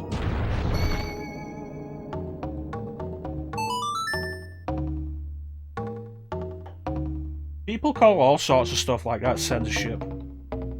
People were calling censorship on Fire Emblem Fates when Nintendo, I think it was like Nintendo Treehouse, were talking about the localization changes, and people were calling it censorship and stuff. It was all really dumb then.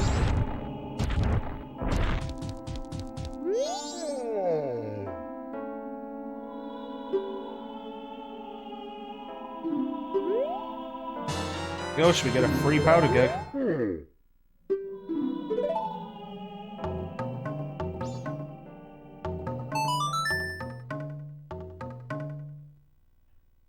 Well, of course it's a cash grab.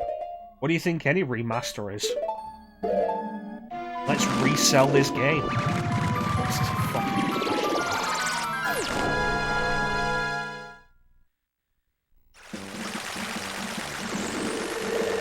Honestly, Teak, you could look at it that way, but chances are... knowing you, you've probably already got the trilogy on Origin. I do. I think the trilogy on, like, 3 systems, for fuck's sake. And it's not all that big a deal.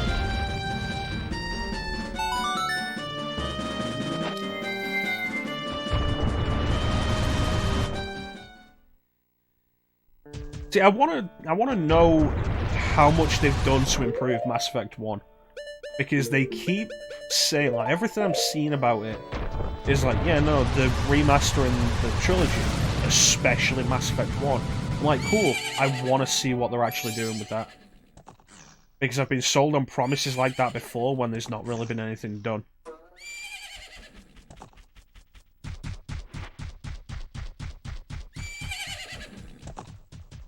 I had, because I got a PS3, so I got Mass Effect 2 and 3 on PS3. And then Mass Effect 1 came out on PS3 and I got it on that.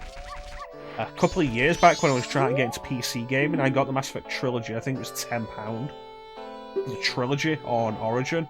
And then I got the Xbox One and started getting stuff on there. and I bought the discs for the trilogy, and it cost me about £7 in total.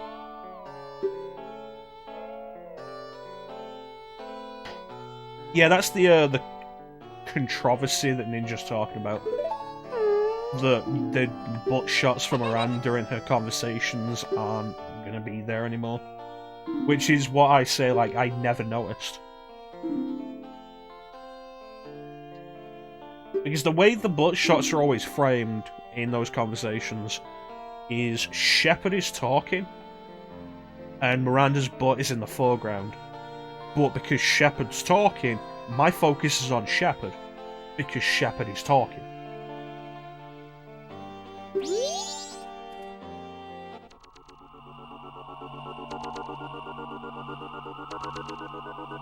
You know, that actually makes me think, like, it was always kind of weird the way Mass Effect toned down its sex scenes after the first game.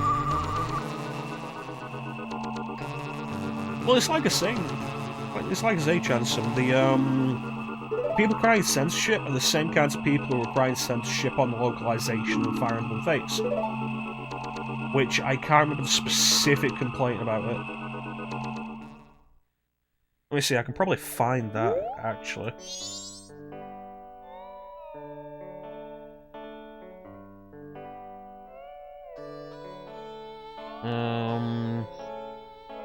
Let me see, I can probably find the specific thing.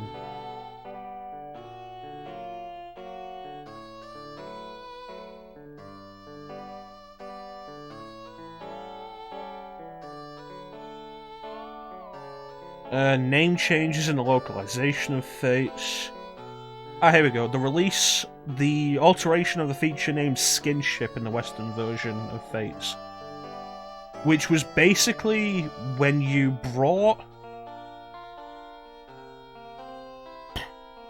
had a person of the opposite gender come to your room with you, you were able to rub their face. And they removed that, and people were crying censorship over it. Nintendo did a lot of stuff with the localization of Fire Emblem Fates. It's not a great game to begin with the way it's basically one game for the price of 3. It's the exact opposite of what Three Houses is. Except I've heard Three Houses' story actually has a reasonable conclusion, Fates doesn't.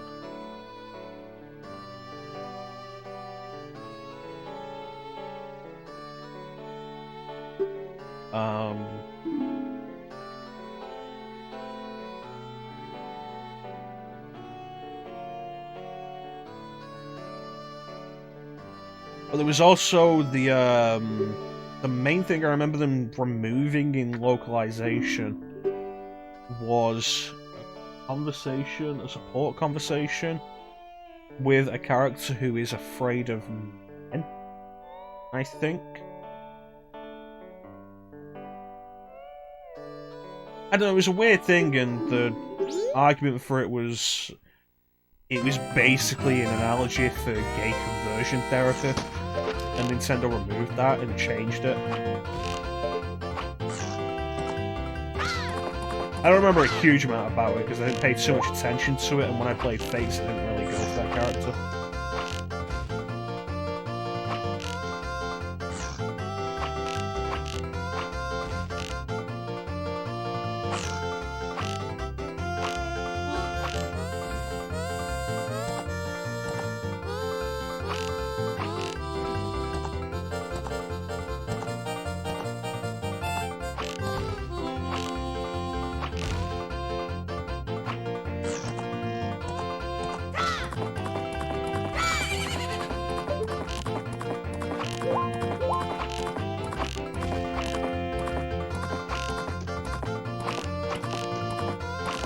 There we go.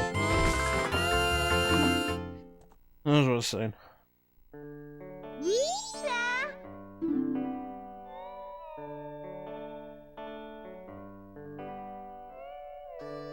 Yeah, something like that. I don't remember the exact details, but it was considered an analogy for gay conversion therapy.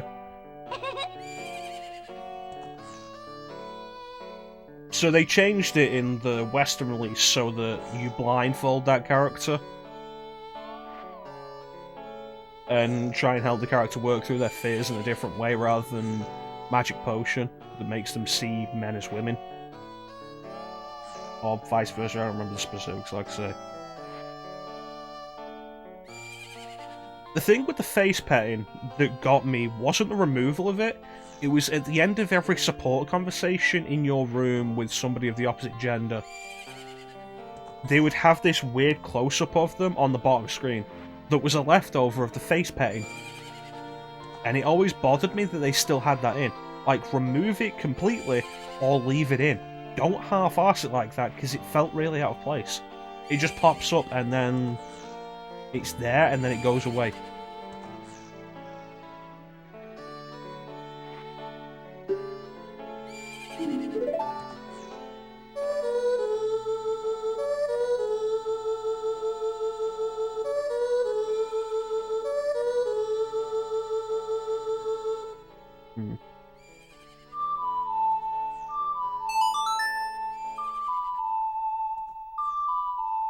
Like I say, Fates wasn't all that great anyway, and the fact that the 3 campaigns were sold separately isn't really good. I only finished Birthright myself, but I've heard that the other 2 don't have a particularly good story to them anyway.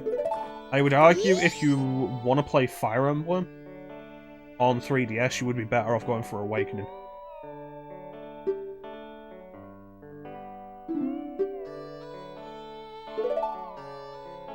If you have a Switch, pick up 3 Houses. If you don't have a 3DS or a Switch, I don't know, emulate Fire Emblem on GBA. Just Fire Emblem. Anyway, I thought Awakening was pretty good.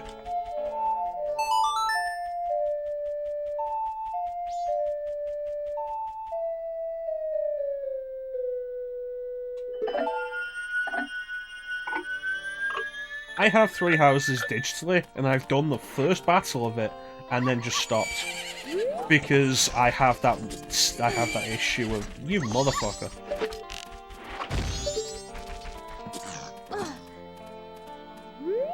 I have that issue of actually focusing on games like that, especially turn-based tactics games. I have a real hard issue with, I have a real hard time focusing on them.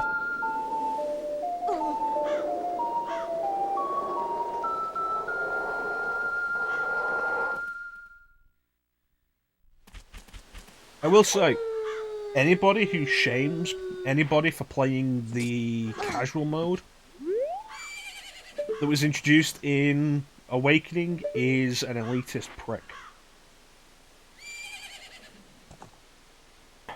So we're basically going to be waiting here for a while anyway.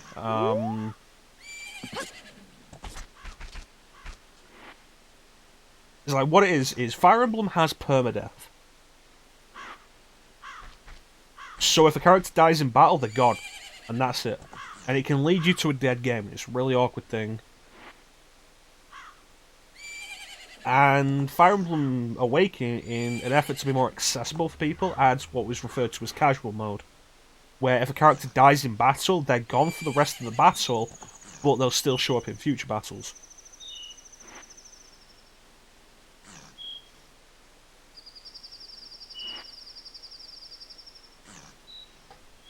Well, that's the thing, see, like, prior to that, basically all we were doing was save scumming. It was like, okay, so you can't save in battles. Any in-battle saves are suspend saves. So you load them, and then that save is gone. So what would happen was, you'd play Fire Emblem, you'd save between each stage, and then if a character died, you quit and reload. And that's it. And so all casual really did, in my eyes, is cut out the middleman of reloading. I will say when Fire Emblem Fates came around and introduced Phoenix mode, that was too much. Phoenix mode is really fucking dumb.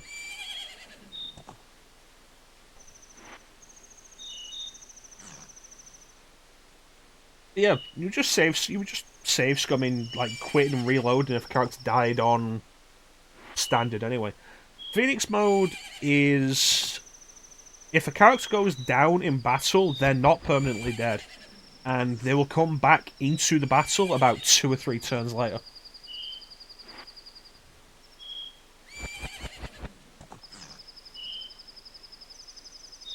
Which I thought was too much and removes any challenge from the game. Like, if you're concerned that the game's too hard, there's an easy mode. Like, there are 2 difficulty selections, similar to Silent Hill. Except it doesn't have combat and riddle difficulty, it has basically permadeath options and then difficulty. I think Phoenix mode was too much, and like, bearing in mind, I'm a defender of story modes. Like, the modes you get in some games more recently that are just like, oh, you just want to play through for the story. You don't want to have any challenge to the gameplay. Fine. Fair enough. I'm a defender of those. I think Phoenix mode is too much.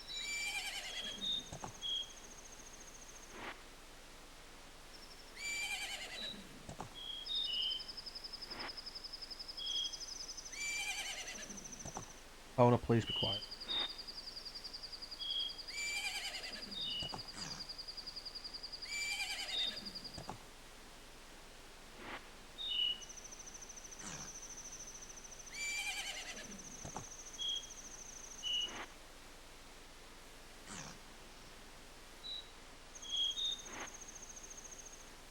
Yeah, I think casual mode's fine. You should never let anybody shame you for playing on easy mode.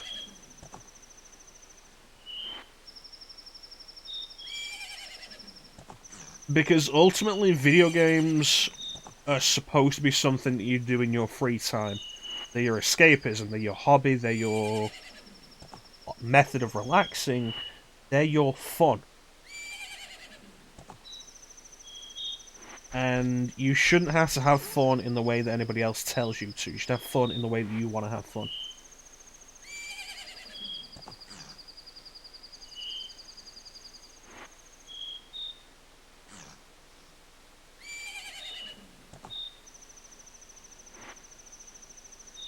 If you want to put a game on hard mode, fine.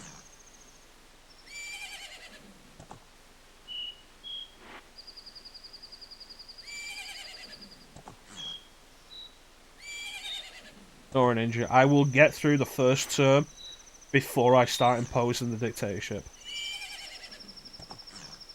It will be a benevolent dictatorship, but it will be a dictatorship.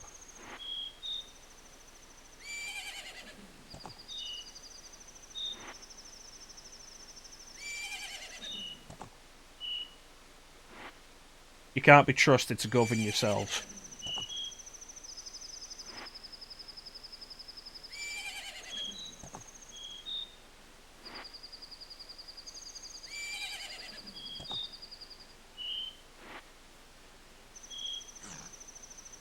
Honestly, Teak, I would only mock you for playing RE2 making assisted mode because you've done hardcore mode on S+.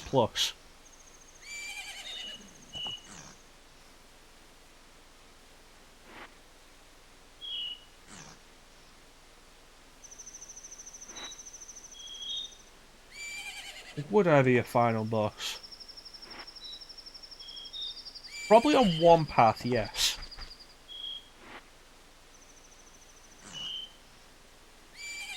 But if they don't have electricity, Bane, how are they playing The Last of Us 2?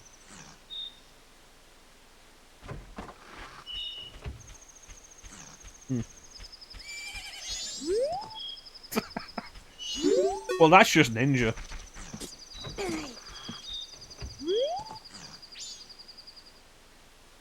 Alright.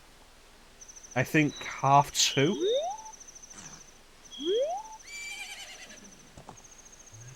There it is. Now we have to last until 5 o'clock. But solar power would generate electricity.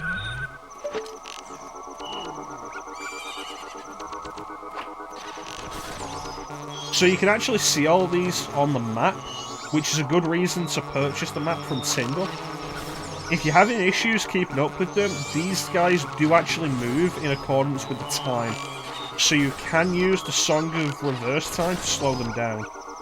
It'll make the stage last longer, but it is also easier.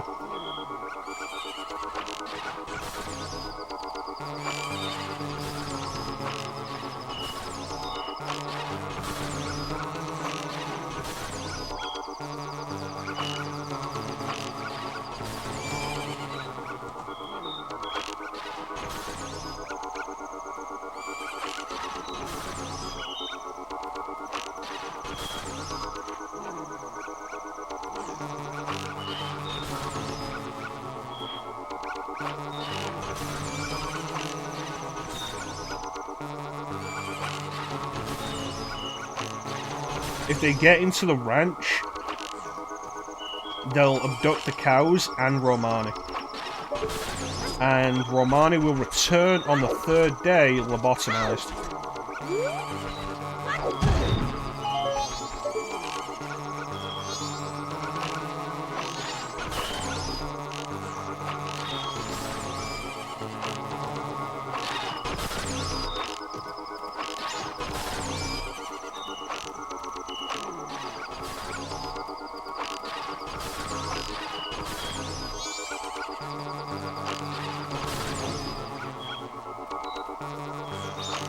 Almost there.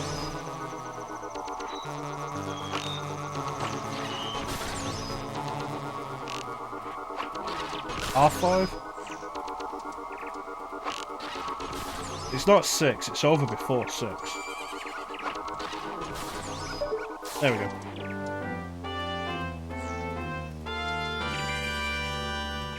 Alright, what did I miss? Stand of the Hand can only challenge, fair enough.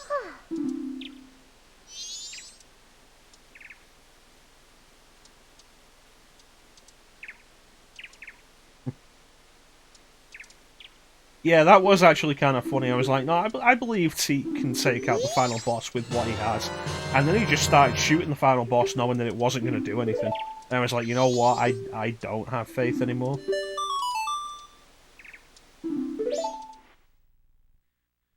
But yeah, if you have trouble keeping up with them like that, you can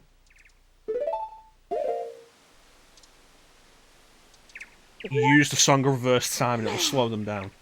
The stage will take longer, but you'll be able to keep up with them easier.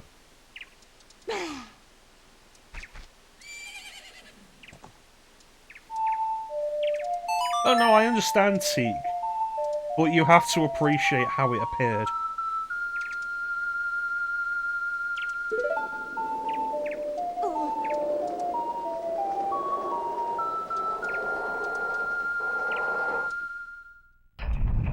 Okay. On the 2nd day.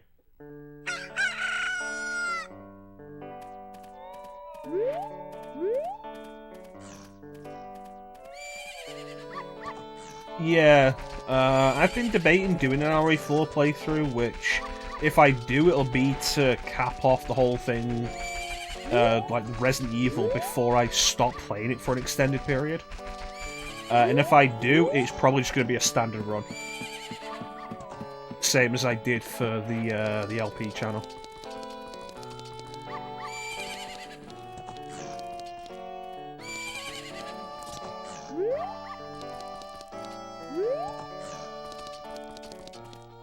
Honestly, I think RE4 can be fun with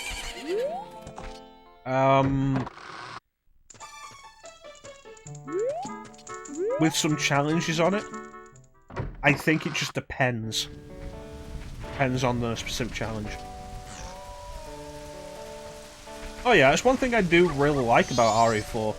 Regardless of how good you are at the game, it's a game that can still really catch you off guard.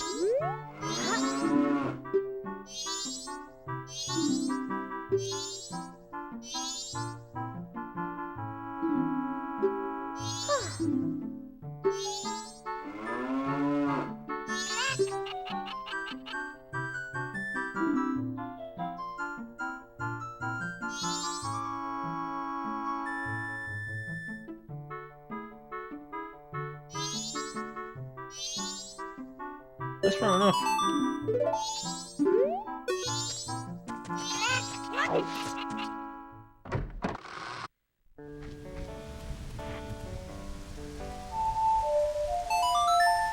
Yeah, I've debated doing RE4 in one sitting on stream.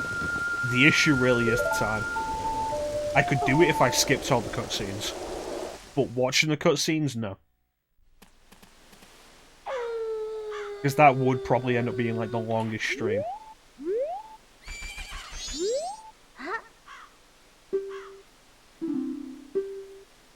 Yes, thank you. Yeah, generally it is around 10 hours at least. I think my last playthrough of it was around... I think it was like a couple of seconds under 10 hours.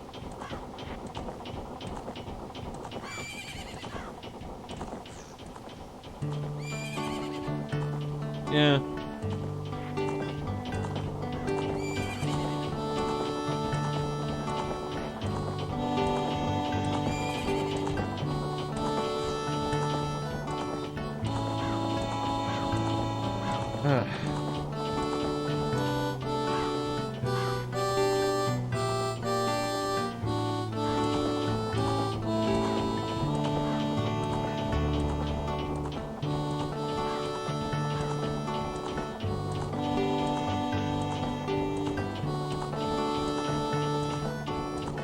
Max Payne, Ninja. Max Payne. If you don't do it soon, I'm gonna stream it.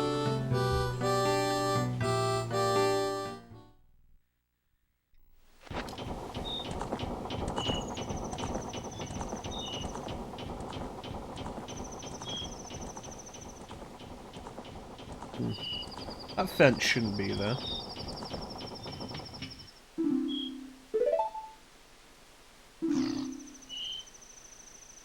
Make sure you watch me do it. It's been a long time since I've done Max Payne, honestly. That could be a messy playthrough. Have all the cool chrono facts. I don't have a huge amount of chrono facts for Max Payne.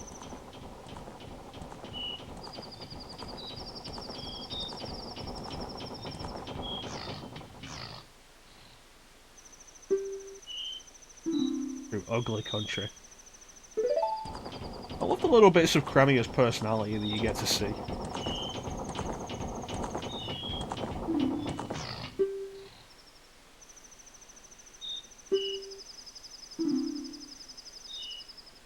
Max Payne is pretty hard. I've never been able to do Max Payne on PC.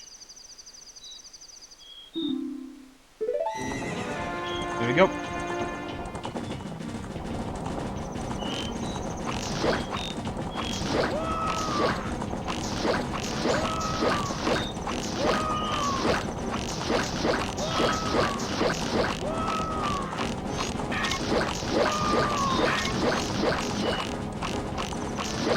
Back.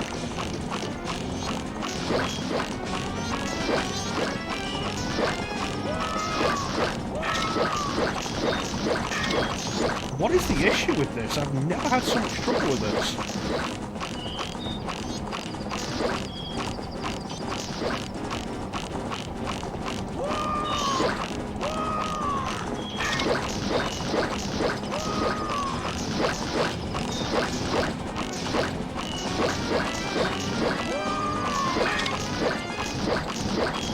Did I fail this? Have they broken all the bottles? Okay, so they've only broken one.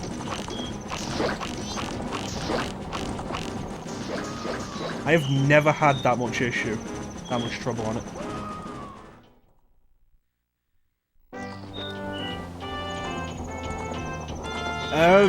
Since the Ultimate Edition is going to be on PlayStation Plus this month, yeah, I'll grab it.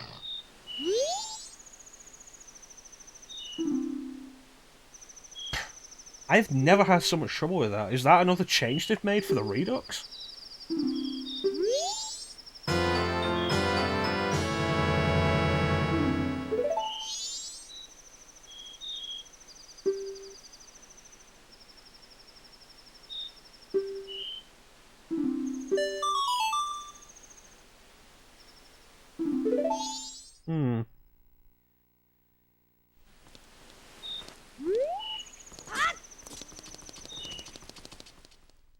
That was concerning.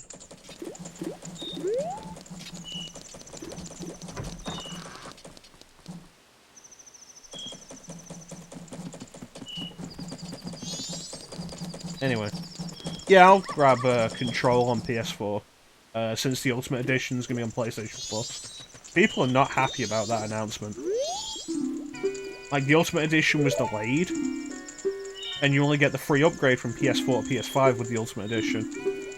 And it was delayed, and now on release it's going to be on PlayStation Plus. So the people who pre-ordered it are pissed.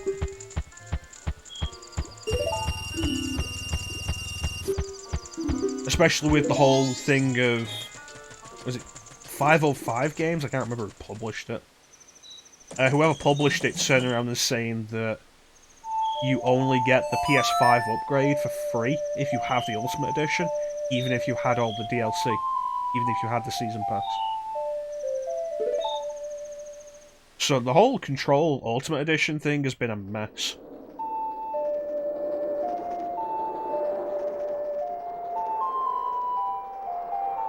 Been really weird to watch. Yeah, with Control coming out on PlayStation Plus, meaning I don't actually have to pay for it, I could do a Remedy thing, just like a thing of doing Remedy games. Worth doing if it's free. It's the thing I do with all the PlayStation Plus games. I'm probably never going to play most of them, but I'll grab them while they're free. And you never know, some of them turn out to actually be pretty good. The example I always give for that is Rogue Legacy. All you should be salty about it is the whole thing was bullshit, the way they handled it. Yeah, the example I always bring up is Rogue Legacy, because I got Rogue Legacy free on PlayStation Plus, and actually ended up taking a look at it, and I really enjoyed Rogue Legacy. I beat it twice. Which, I feel like these days, with how little I actually finish games, I feel like turning around and saying I finished a game is a big recommendation to begin with. Turning around and saying I finished a game twice is like a case of you should really get this.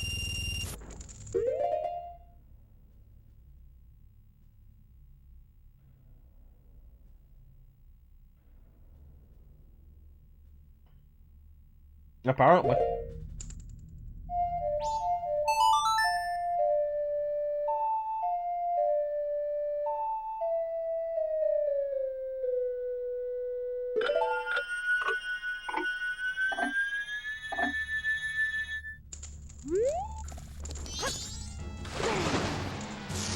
It's one of those things that has become way too prevalent in the industry.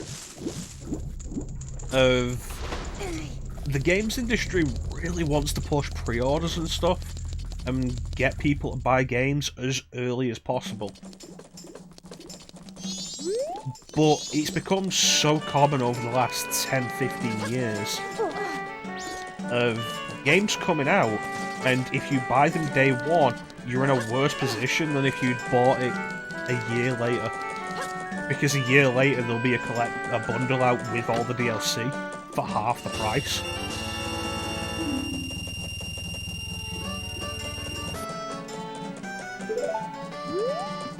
I'm not going to get a PS5 for several reasons. Where do I want to go? The swamp.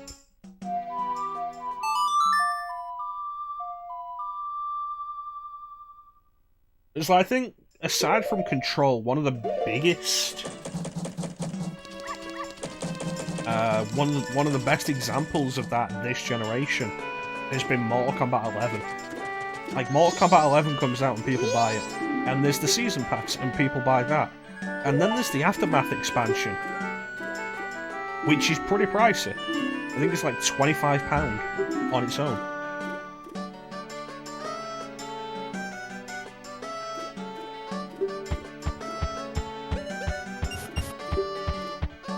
Or, if you hadn't bought Mortal Kombat yet, you could get the Aftermath collection.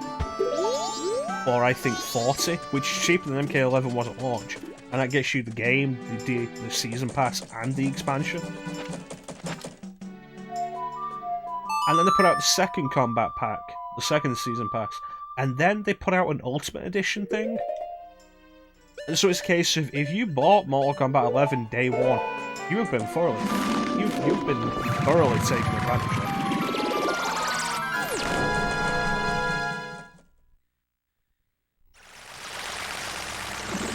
That's a fair commitment, Ninja. My biggest concern with the idea of sticking with that commitment would be that PC ports of console games just seem to keep getting worse. People can argue, oh yeah, PC Master Race for life and shit, but there's been far too many occasions in the past 5-10 years of a game coming out on console and being, or a game being made for console and being ported to PC, and the PC port just doesn't work. There's too many examples of that. I feel like FIFA is a bad example, Bane, because the people who buy FIFA are people who often don't buy anything else. I've known people who only play FIFA. The only games they buy are FIFA. Like, they buy FIFA and they will not buy another game until FIFA comes out the next year.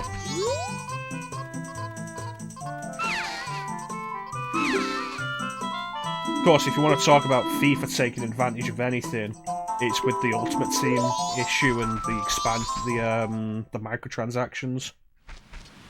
Which, if you ever look into that, is ridiculous.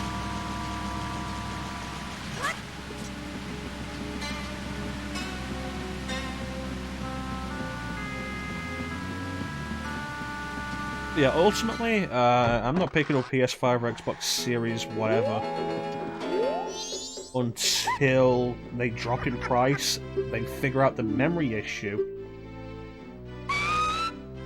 and there's enough games to really support it. And at the minute, of the two of them, I'd rather pick up an Xbox. Entirely for backwards compatibility.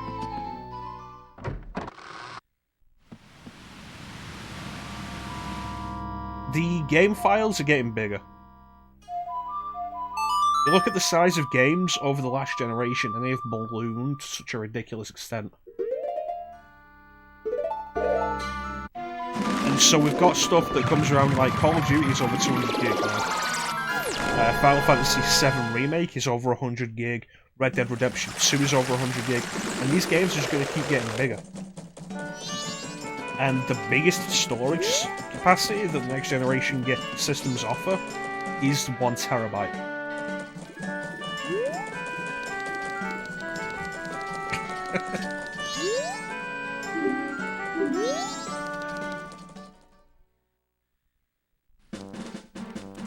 You expected me to pay for the potion? I could have, I guess. Is there somewhere in town where I could buy potions? That's not what I wanted.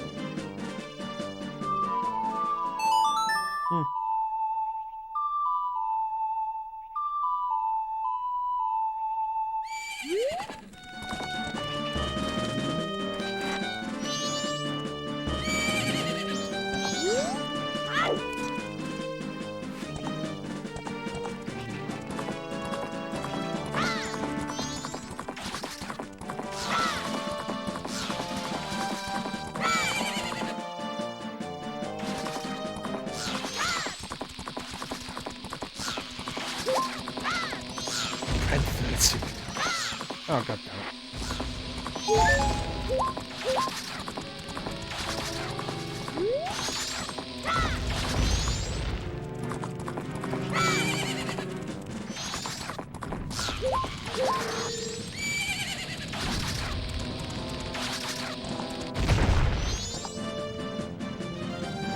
Okay, so there and there.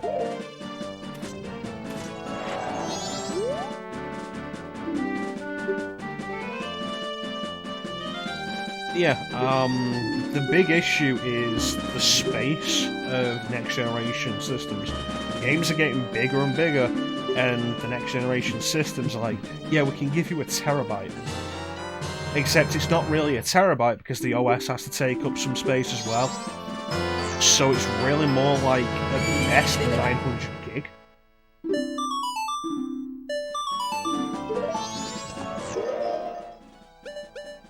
And even then, it's not 900 gig.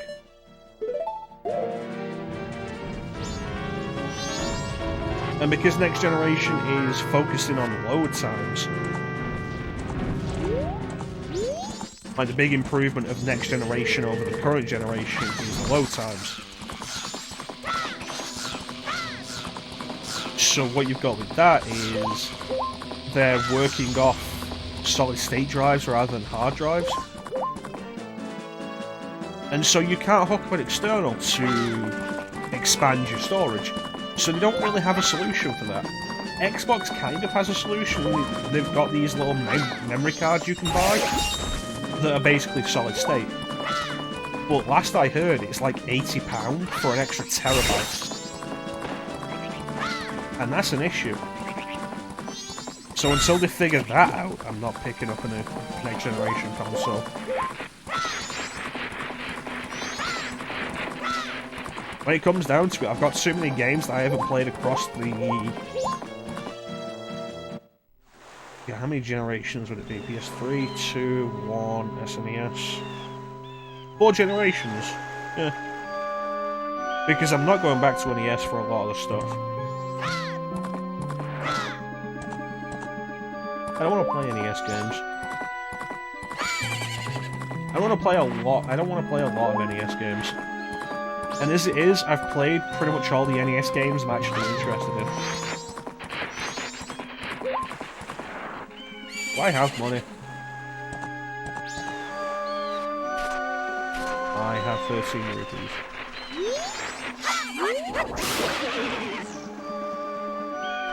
Okay, does anybody else want to come and give me some money? A little bit more?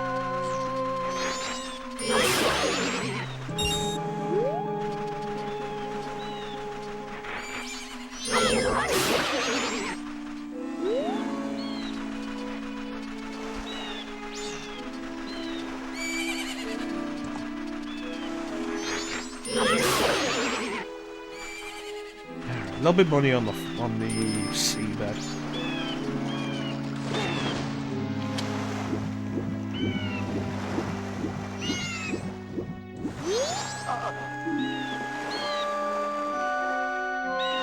Yeah. Currently, there's nothing in particular that I'm interested in that is only on Next Generation. And even if there was, there's so much for me to do on pretty much every other generation, so I can easily wait.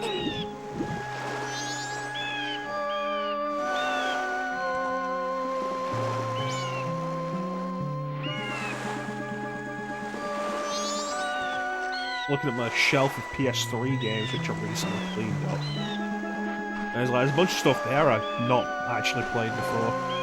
The Afro Samurai game there, which I never did.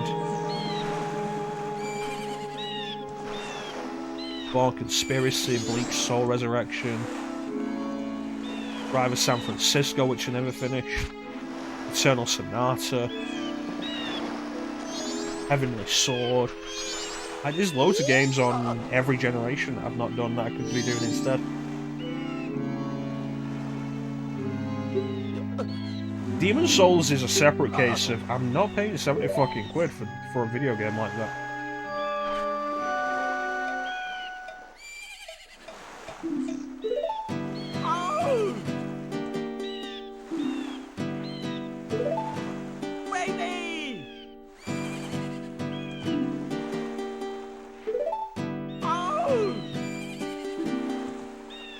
I've never really paid much attention to Mikawa's character model like that.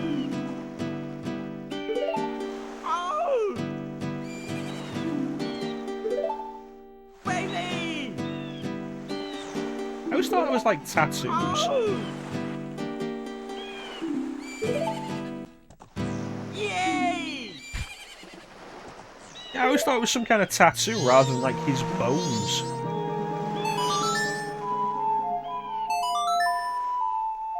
I'm pretty sure the other members of the Indiegogos have tattoos that look like that as well. Or like the same coloration.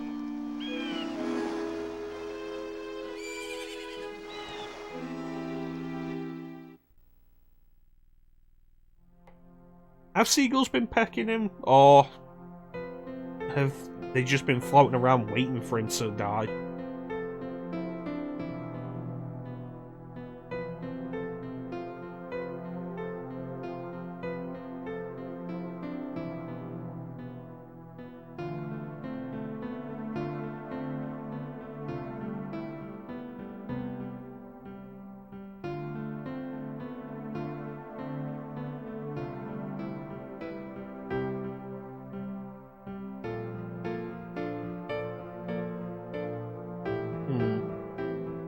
Never really considered it like that, Chanson.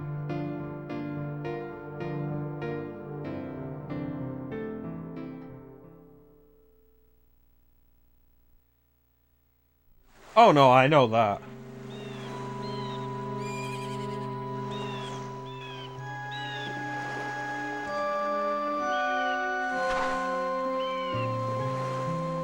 Aura Max.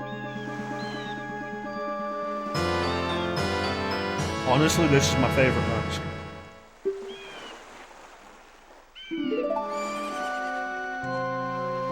Oh no, I definitely get what you're saying, I just never thought of it like that.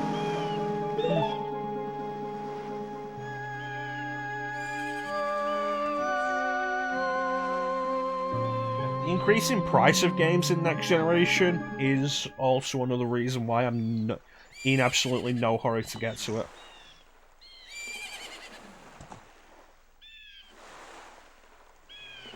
I think it really should be a case of whether you agree with the increase in price or not. I think it should really be a case of, with game prices increasing, we should be demanding better quality.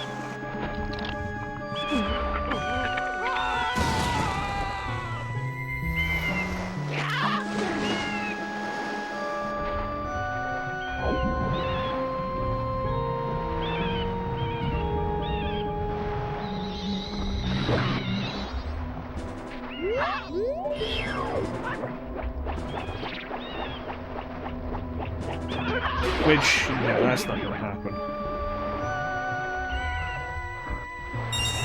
There we go.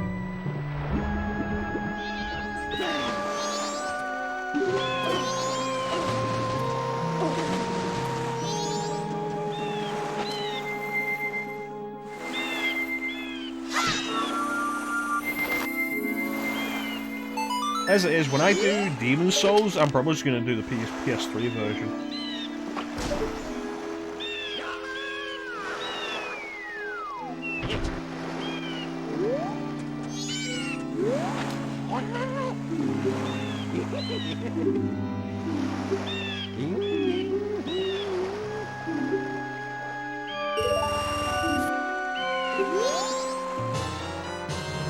Okay.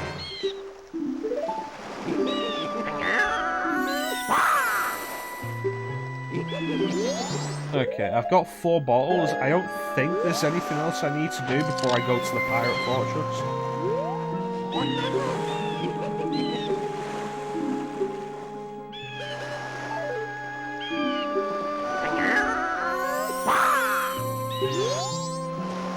Anyway. Yeah, I don't think there's anything else I need to do before I go to the Pirate Fortress.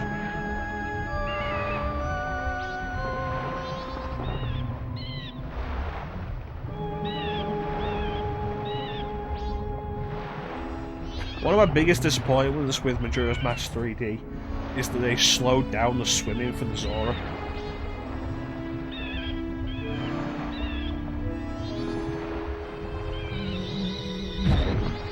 The fast spinning was one of my favourite. The fast swimming for the Zora was one of my favourite things about this game.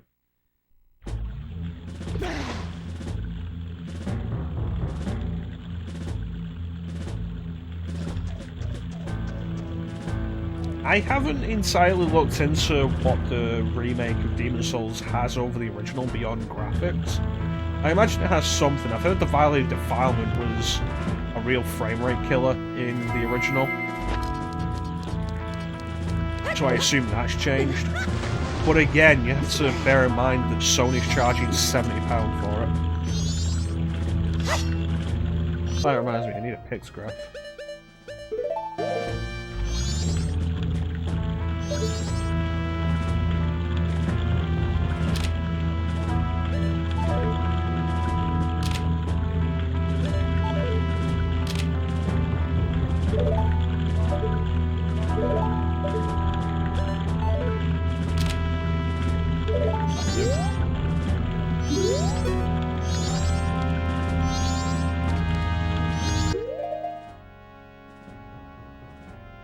Yeah, Sony wants £70 for it. That's a lot of money, especially for a remake. Which, if it is just a new coat of paint, £70 is a lot of money.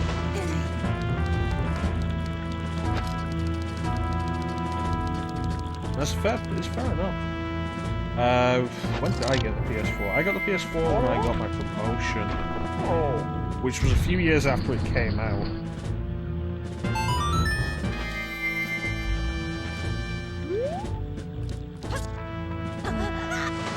I don't quite remember.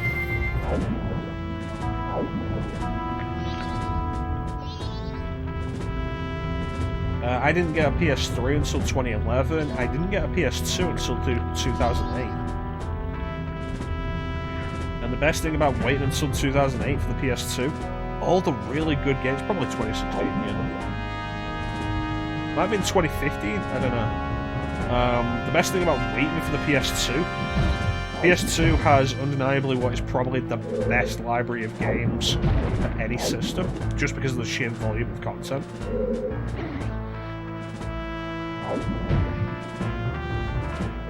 And waiting until 2008 to pick one up meant it was all super cheap.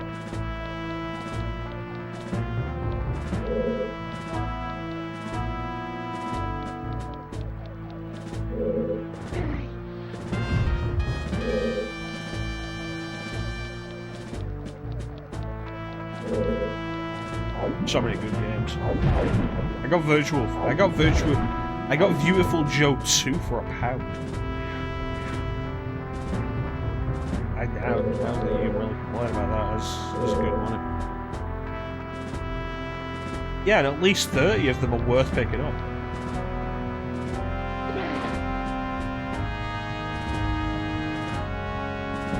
Yeah, Chanson just got his PS4 last year, and now he's getting a Switch. Look at Chanson rolling in new consoles.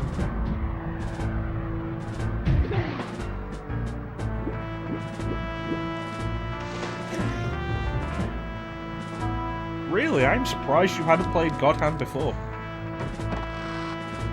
I have played God Hand, I've had it for a while. Never got into it. But that is another game that I'd be down to do for the stream to try and really push myself into getting into it.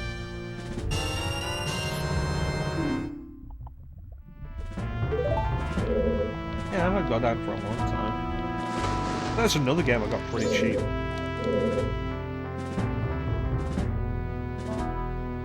Yeah, I know why you get a Switch, Chancellor.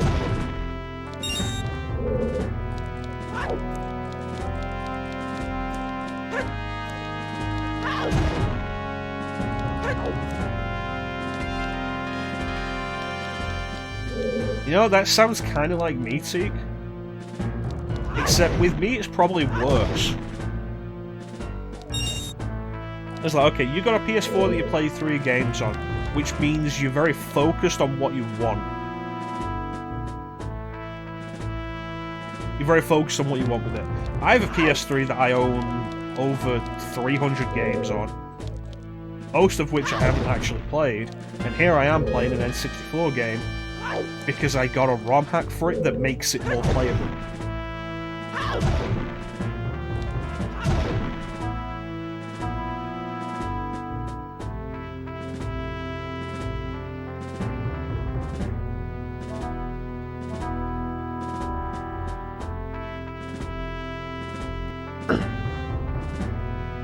I just keep sneezing today.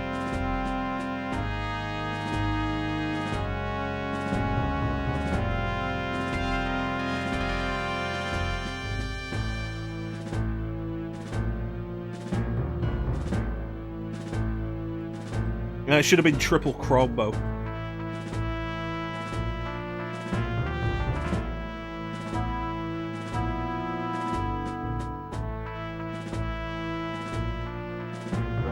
That's an interesting idea, Chanson. Like, what would you call me if I was gay and you were also a bigot? Mecha Chroma?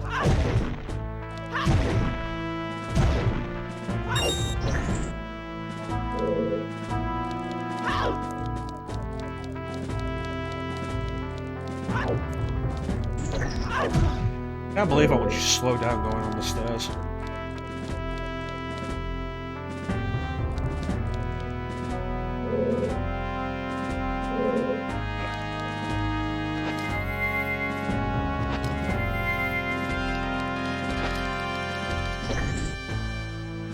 Go. Why did it turn around?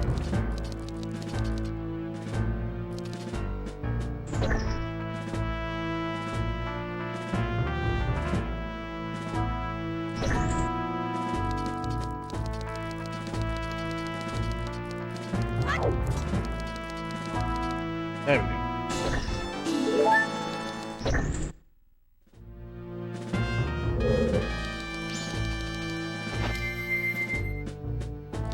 Anyway, what is it? Yeah, if you're ever on the lookout for interesting PS2 games to play, Bane,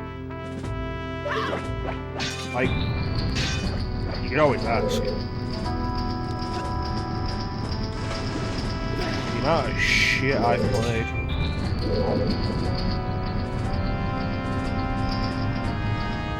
Plus, there's just the fact that I'm really into weird games.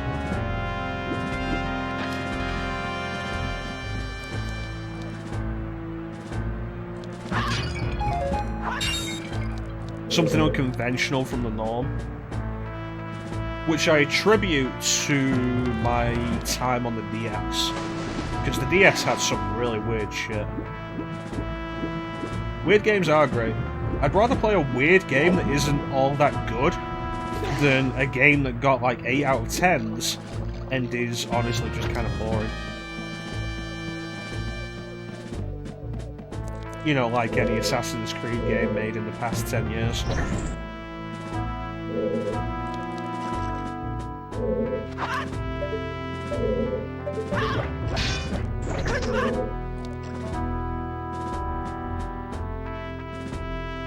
Or the DS version of Flower, Sun and Rain?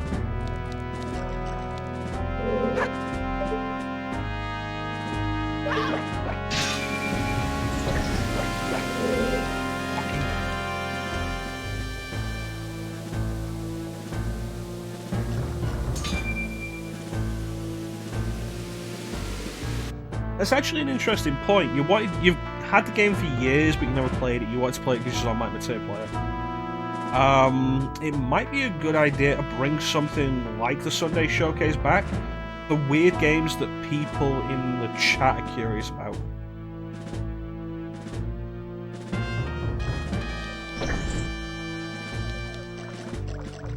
That could be an interesting idea.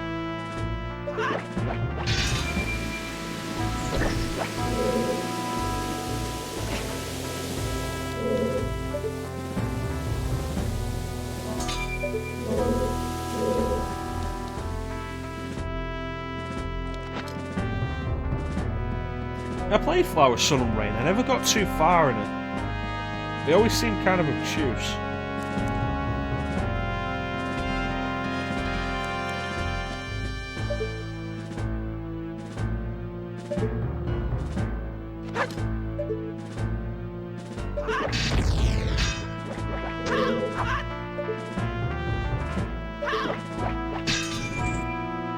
It is a Suda 5-1 game, though. We've showed off a couple of his games before. We've done...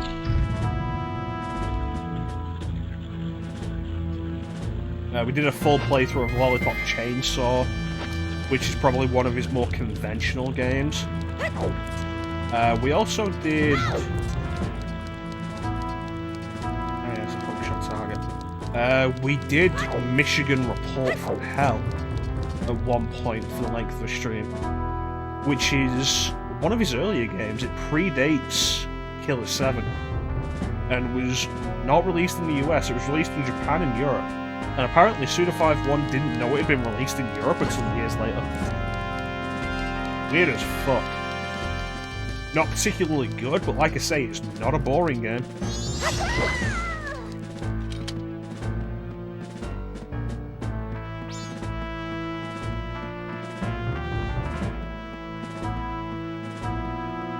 You'd have a hell of a time picking it up at this point. It's not cheap to pick up over here. Picking it up and then importing it to the US,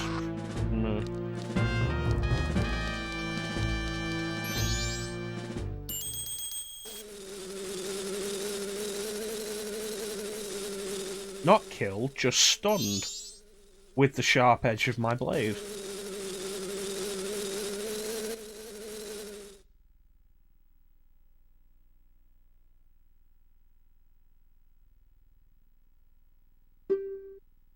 Did you bring the rest of it?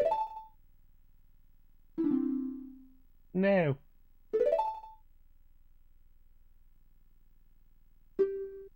Anyway.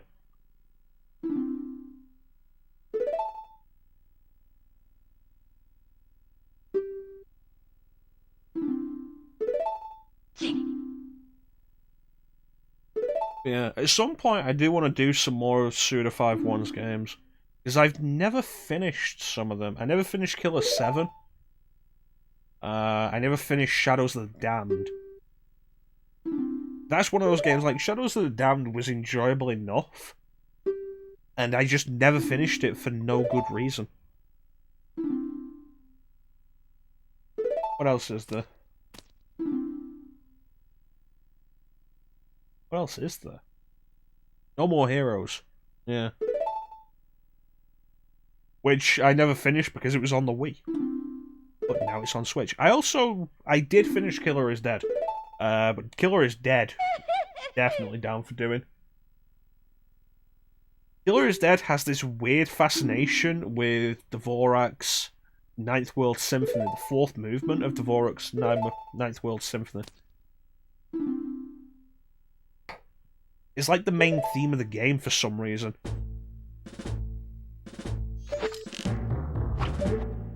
But I'd be down for Killer is Dead. I say, it's a game that's not particularly great, but it's not boring.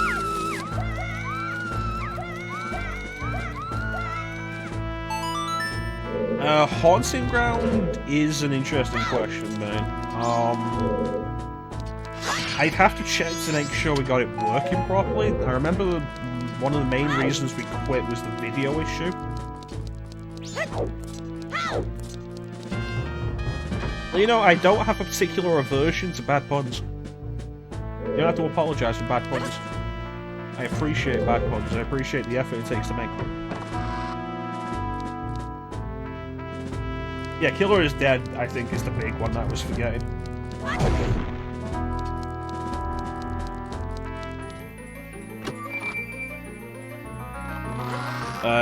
Definitely do Killer is Dead.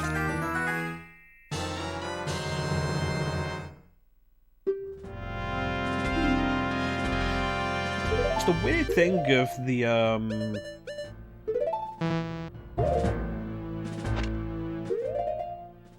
of the PS3 generation.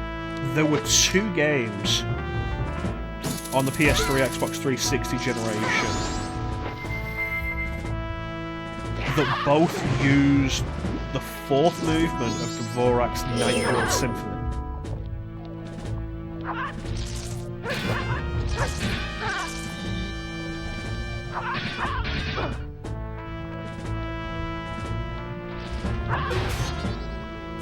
There was Killer is Dead, and it was also used in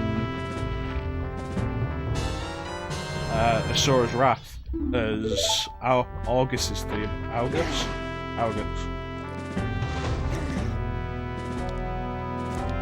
So when you fight Augus in, I think, Chapter 11, that's the battle theme, and it's pretty cool theme. But yeah, it was weird that 2 games went with that in that generation.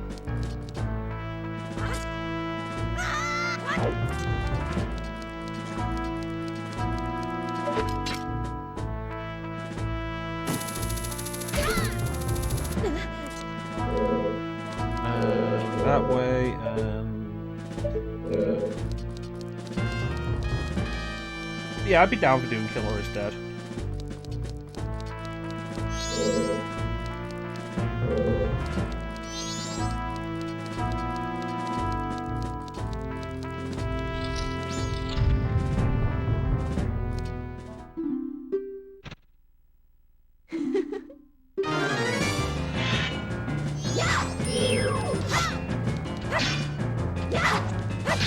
So this is basically a repeat of the Gerudo fight. in Ocarina. Although she bleeds blue for some reason.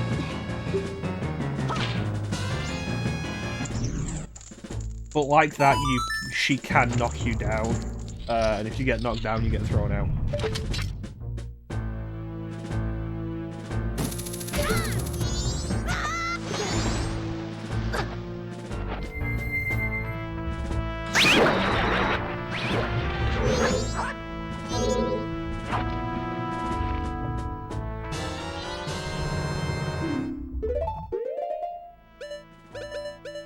I think an aversion to blood in a kid's game is a bad idea.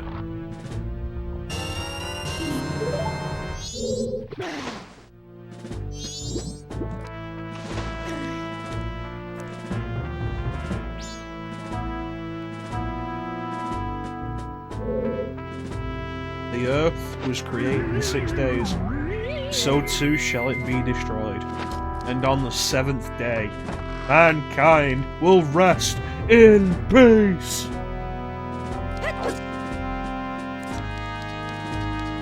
Get bonus points if you know that. Yes, Ganondorf originally coughed up red blood in the original cartridge release. In later versions it was changed to green, which has the awkward implication that Gerudos aren't the same as Hylians, I guess, but we never see Hylians bleed.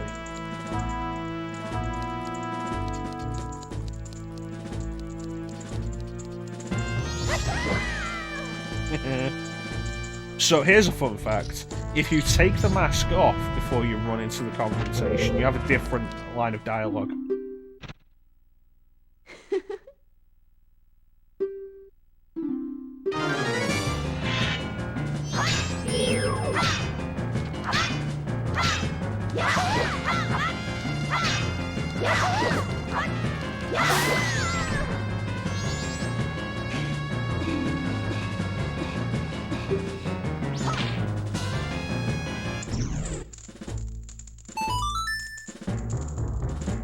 He does have blue eyes.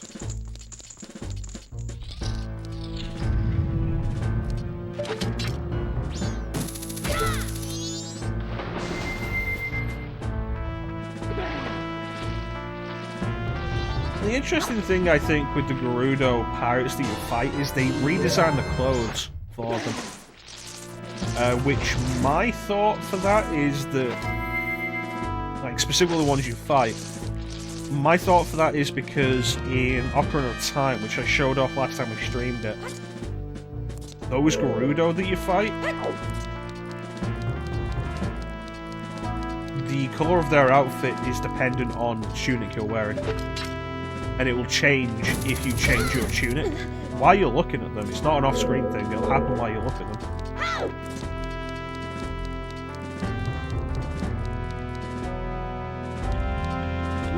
Okay, not that way.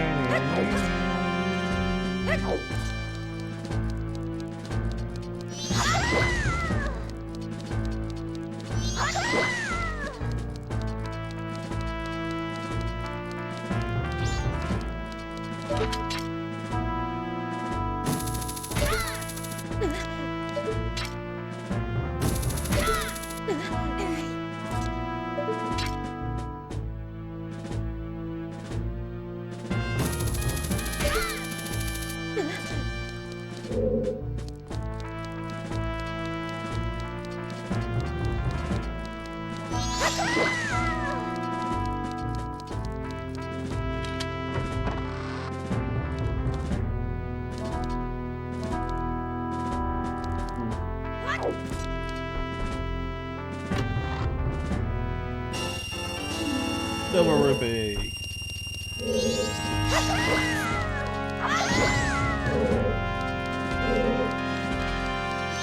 Really? That's interesting.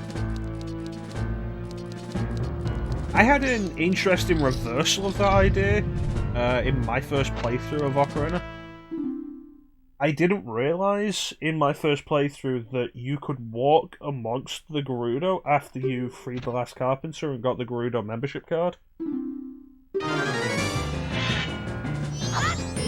So I get the Gerudo membership card, and then I leave and start trying to shoot the Gerudo again. And it wasn't working.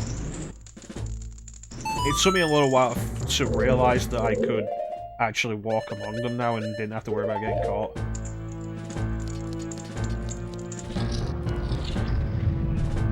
This is kind of an awkward thing. By the time you get here, you're probably at most going to have 3 balls. Which means you'll need to do 2 trips into the fortress, which I always hated.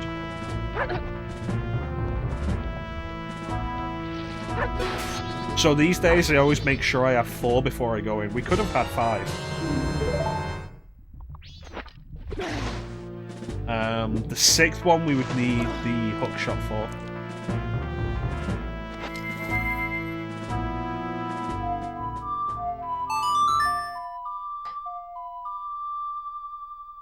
Alright, thanks for joining us, Bane. You take care of yourself, buddy. We'll catch you next time.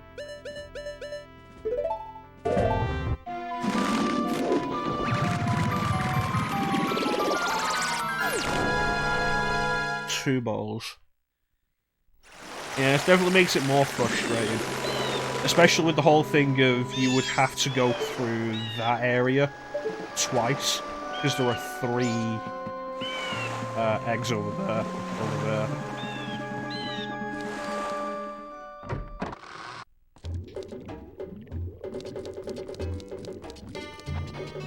Yeah.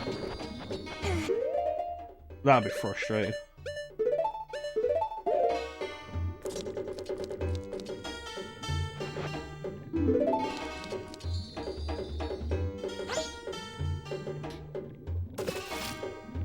Yeah, it would be possible to get 5 before going into the Gerudo Pirate Fortress.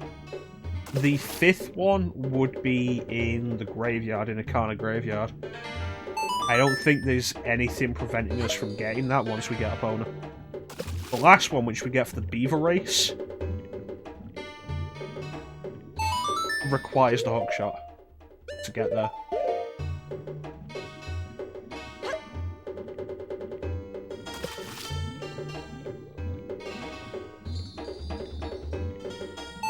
Alright, that is 4.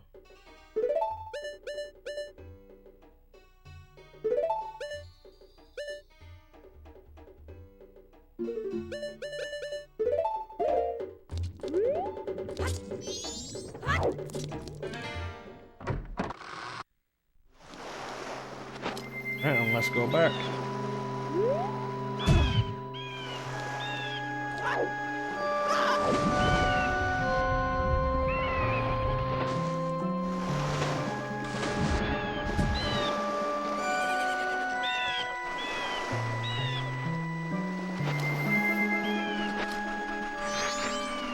So we take the picture of the Gerudo Pirate because we need the picture to get to the next area.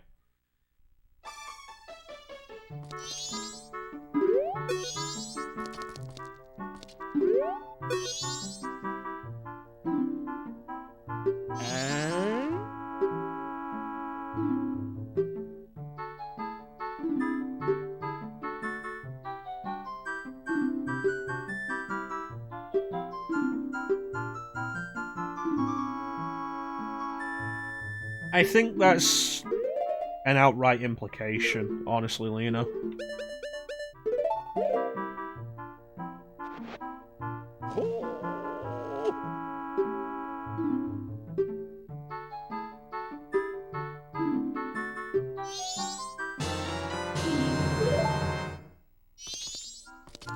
Like, you can examine this, and he has something to say about it.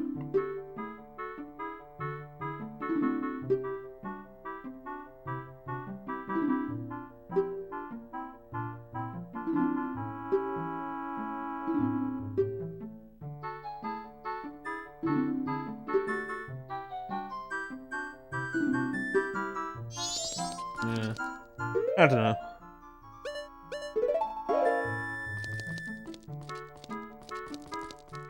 But the implication, I'm pretty sure, is not exactly sanitary.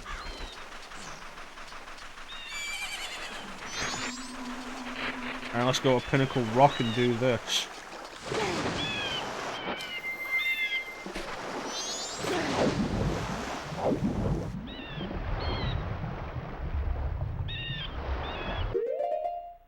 Let's see, you and...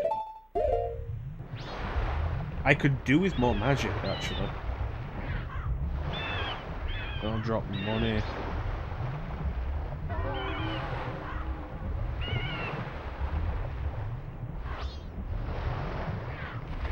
You know what, before we do this...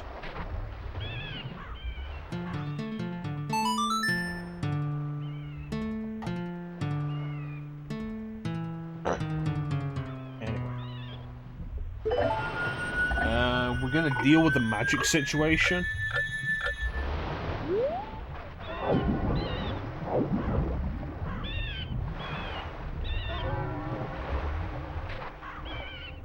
Interesting, I was not aware of that, Chanson.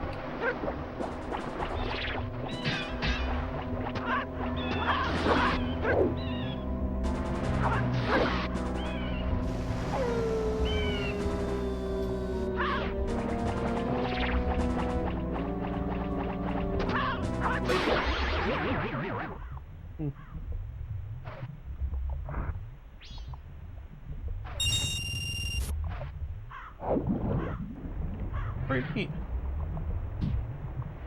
Thinking, like, could it be in the original N64 version? I was like, it could be. I'm pretty sure Animal Crossing, the original N64 version, came out after this. Like a super late era N64 game.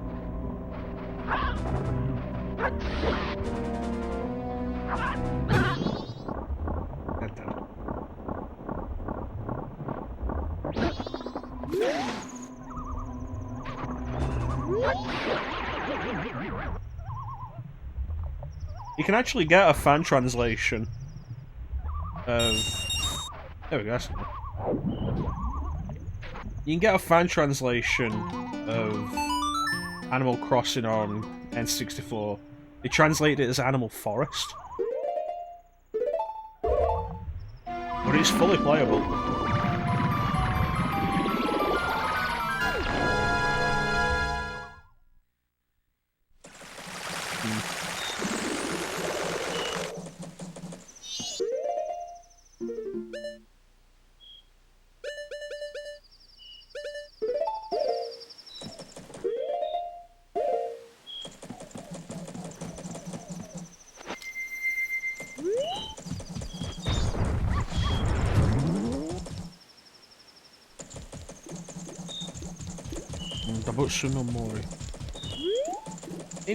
One of the interesting things about Animal Crossing on GameCube that I'm aware of... Oh, no, it's too early. Yeah, Animal Forest, yeah. One of the interesting things about Animal Crossing on GameCube that I'm aware of is, with it basically just being a port of the N64 version, the entire game fits into the GameCube's RAM. So theoretically, you could start the game up, let it load into the... and then remove the disc, and have no negative effects.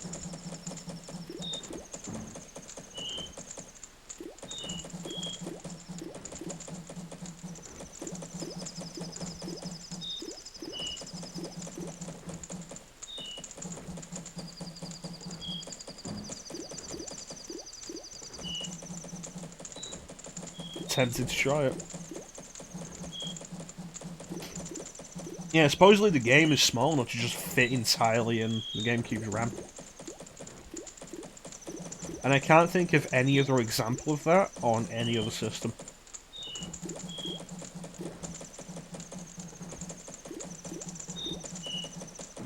Ooh.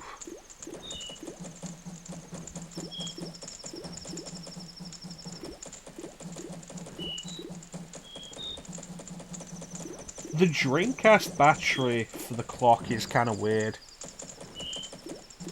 I think it's a rechargeable one, and it'll hold its charge for a while after you unplug it. It's kind of weird like that.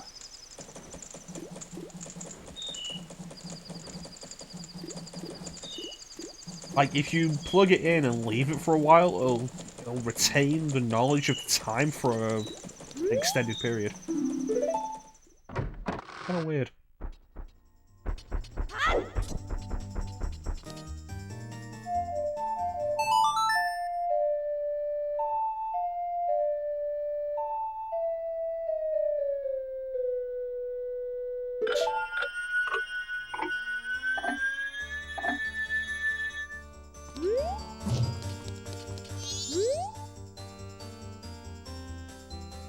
It's a fair enough thing, considering how little actually takes advantage of the clock.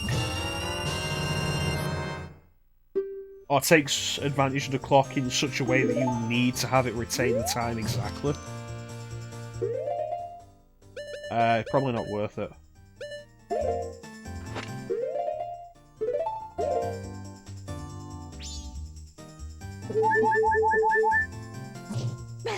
There you go, and that is infinite magic for the rest of the 3-day cycle.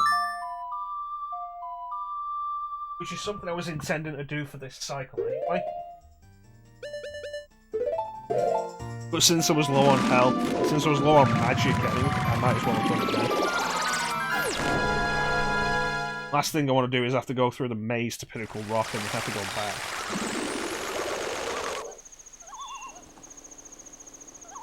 Alright.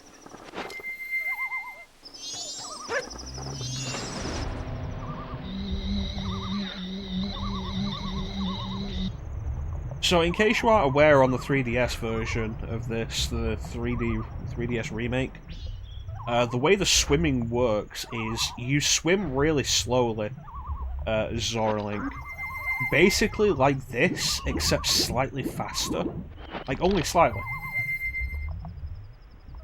And the only way to swim like this is when you're using the shield.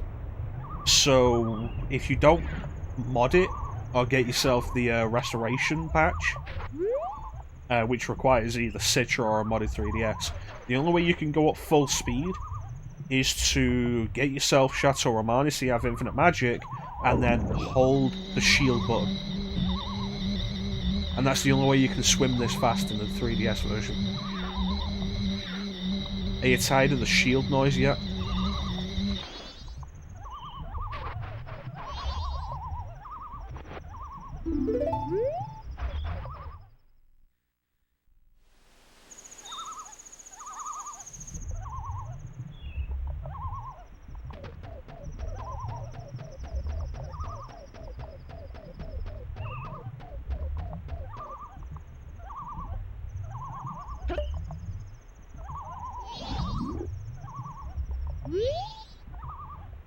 It always gets me how much bigger the seahorse looks here than it did in the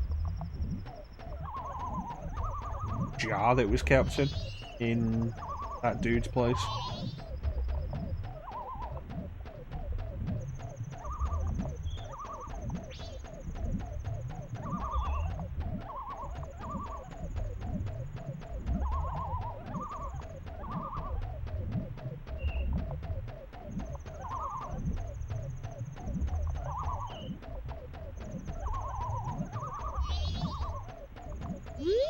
There we go. So, if we kill all the sea snakes here, we get a piece of heart. Chances are you're probably going to kill all the sea snakes trying to find the eggs. There are only 3 eggs, there's, I think, 8 sea snakes.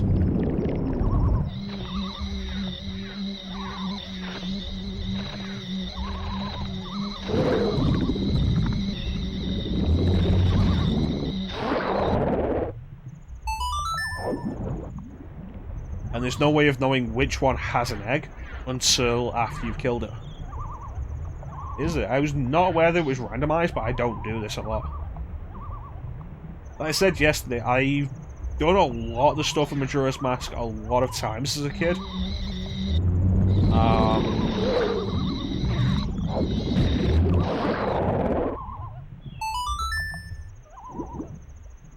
Not the dungeons, not this.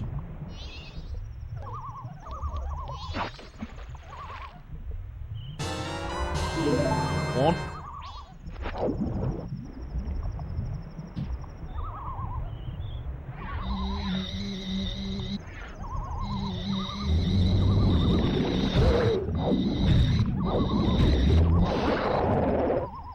There's a chest. Is there? No, it's a bottle.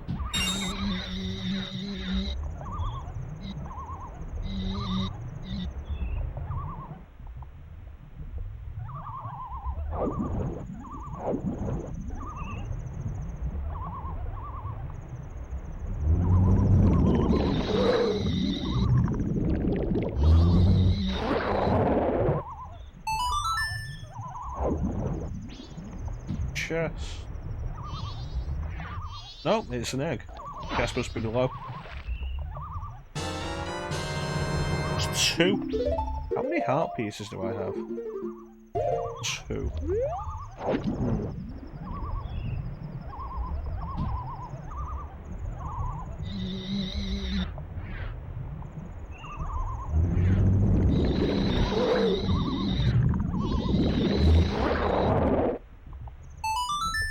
Might be worth going back and doing the heart piece in the milk bar then.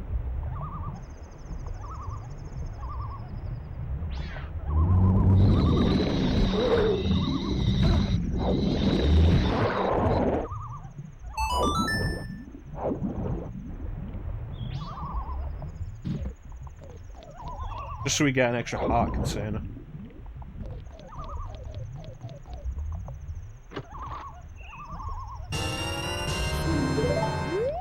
We can leave pretty much right after we get the final egg and the heart piece.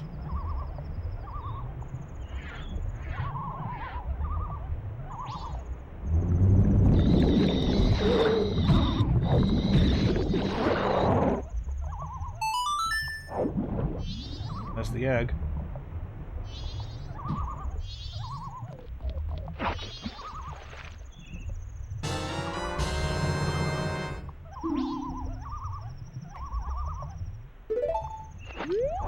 And we're off to take care of the last one.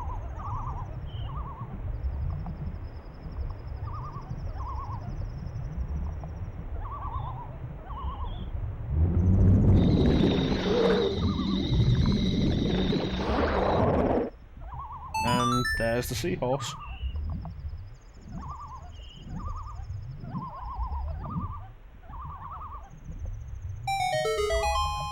And we go and talk to them.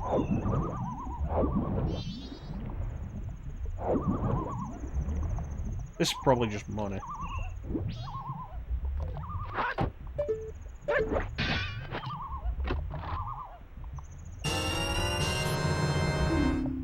That's an interesting pose.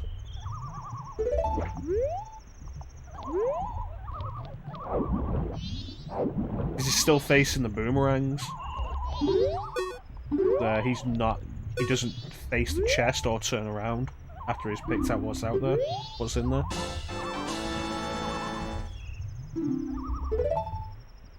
Okay, and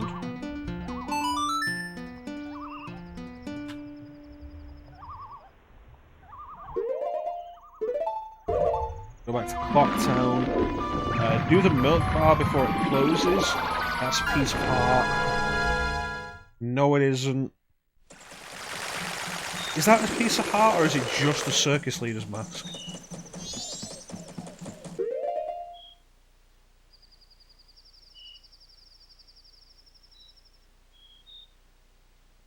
Can't remember. You know what? It's a neat little thing anyway, so we'll do it regardless.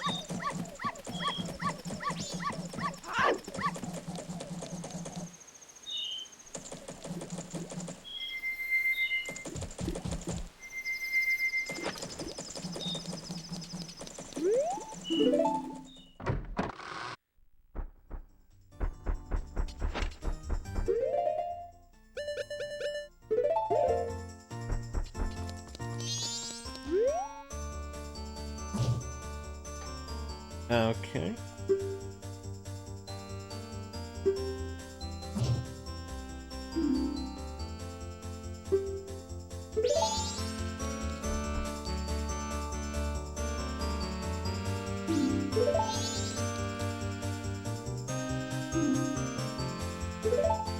Sing along if you know the words.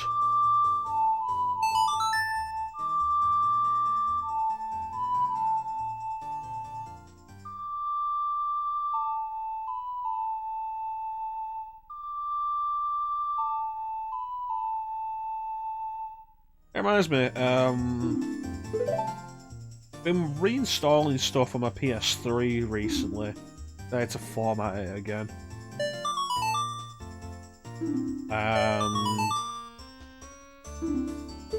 One of the things I re-downloaded was Persona 4 Arena Ultimax. And I had a thought, like, you know, that wouldn't be necessarily a bad game to stream.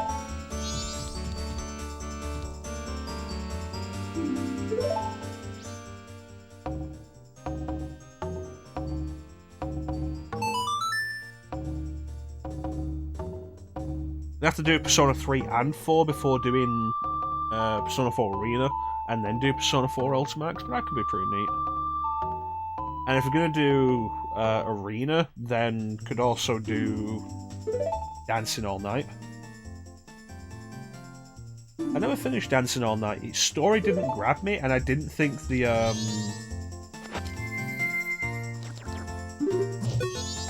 rhythm gameplay was that good. But I also didn't finish Arena Ultimax because Arena drained me with its...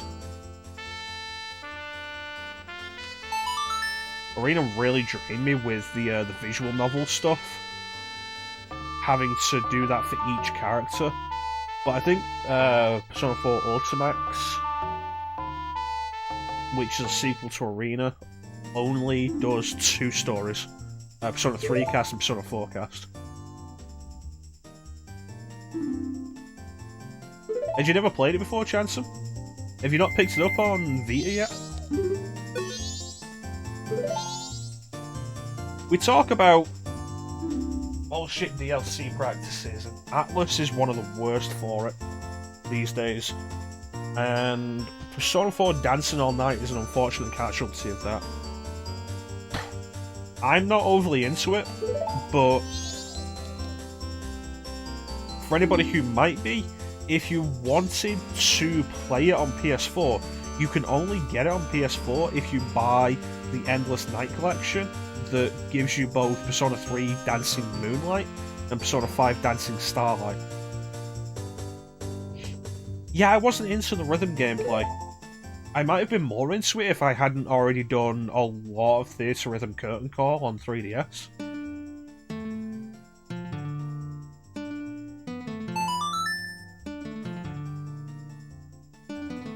And on PS4, and you had to buy the Endless Night Collection.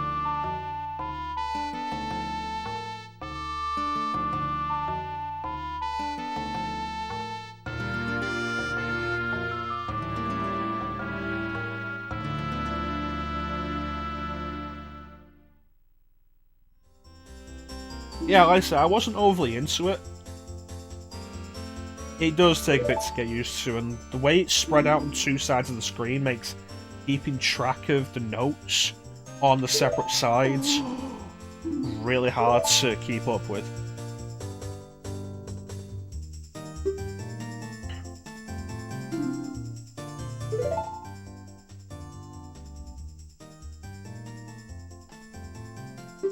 But yeah, if you want to get it on PS4, you have to buy the collection that gives you 3 dancing and 5 dancing. But 3 and 5 dancing are both really blatant cash grabs.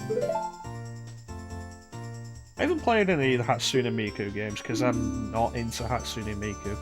I say having not listened to any of it, so of course I'm not into Hatsune Miku.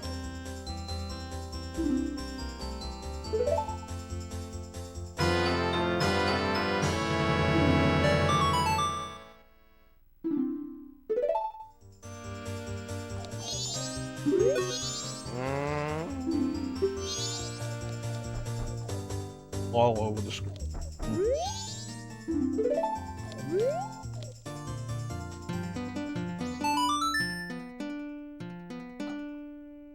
See, Elite Beat Agents did something kind of like that, but Elite Beat Agents was also on the DS screen, so it's like that big. So it's like that big. That big. Which made it a lot easier to see all of it. Yeah, I have my DS here.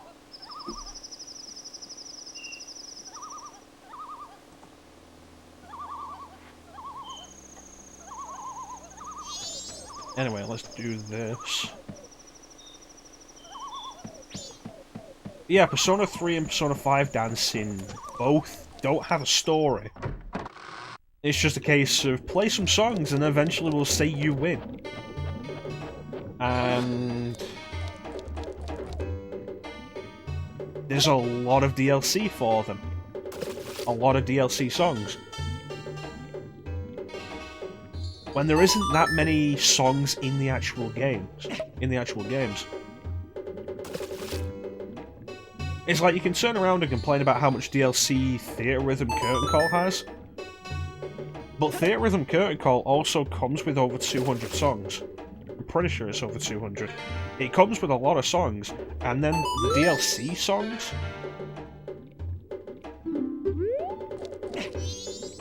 are just more. And then also non-Final Fantasy songs like Chrono Trigger, Nier is represented in that. Secret of Mana, Seiken Densetsu 3, The World Ends With You. There's DLC songs, and it's really cool.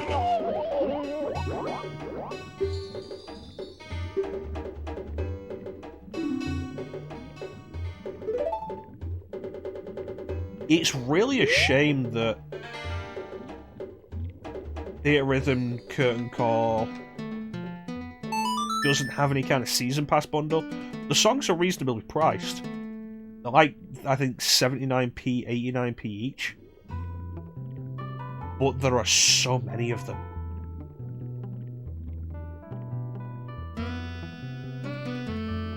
And there's no bundle pack for them, unfortunately. So if you want them all, you're spending a lot of money.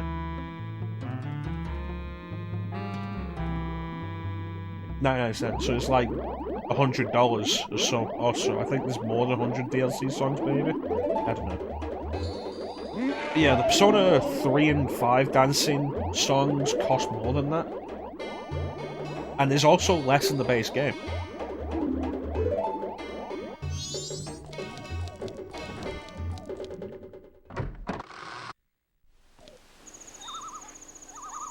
That's fair enough. I would have had trouble with that, because music is one of the best ways to get to buy stuff. It's like, hey, why did I buy all the costume packs in Persona 5? Because they come with music from those games. It's like, hell yeah, I'll rock out wearing... I'll send my group. I'll send the Phantom Thieves. Oh, geez, that's huge.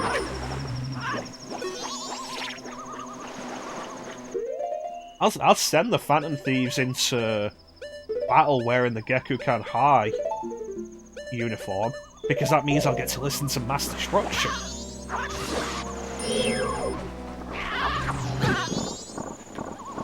And that's a selling point for me. I'm honestly, like, with how many SMT games were represented in that, I'm pretty disappointed that they didn't have Strange Journey outfits, because Strange Journey had a really good battle theme. I mean, to be fair, I also got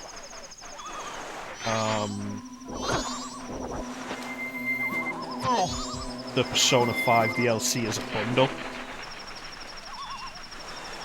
It's the only reason I have the Personas, the extra Personas, because I got them as a bundle when I was getting the songs.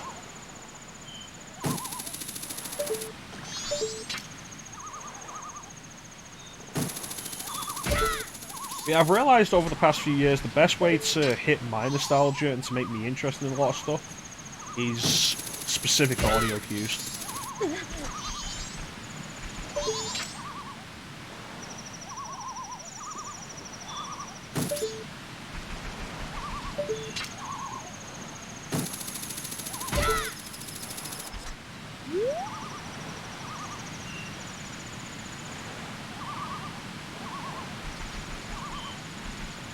Really? And why is that, Johnson? If you would like to share. Don't feel obligated to.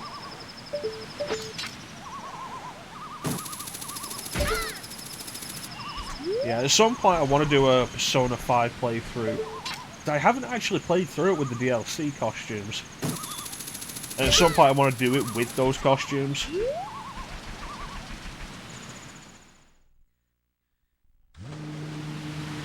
Oh, you mean the beaver race?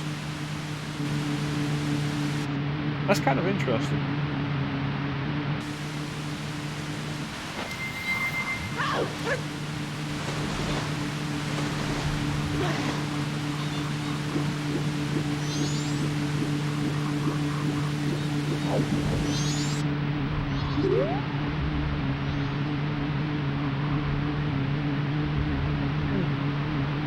It kind of reminds me of the one of my first experiences in Resident Evil 4. I didn't have the game for myself for a long time. I didn't get it until I got the PS2 version, and I didn't get a PS2 until 2008.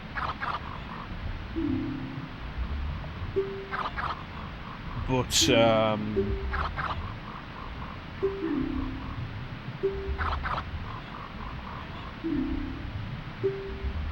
my dad was playing it on his PC, with that old PC port that's terrible.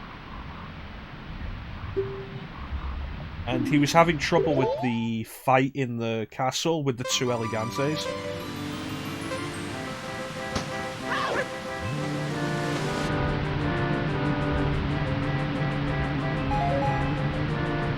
So he let me have a try of it, and this was before I'd actually played RE4 for myself. Quick grapple with the controls, and I was playing it. And he didn't have enough ammo. So he did the thing of dropping the Elegance in the lava pit, and then fighting the other one, and ran out of ammo. And then fought it with the knife. And I won. And I was pretty happy with that, because I hadn't actually played the game before that. That was my first experience with RE4. That was pretty neat.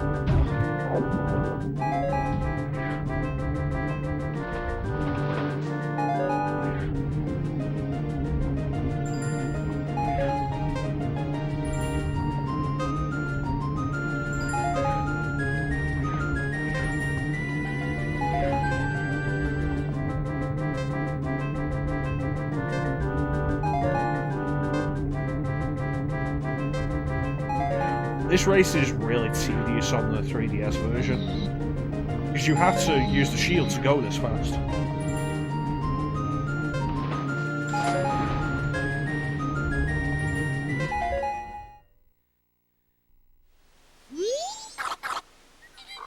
That's interesting, Lena. Thank you, Chanson. That's interesting. Stuff like this, I treat this swimming basically the same way as I treat flying. And for me, the flying is always supposed to be inverted like that.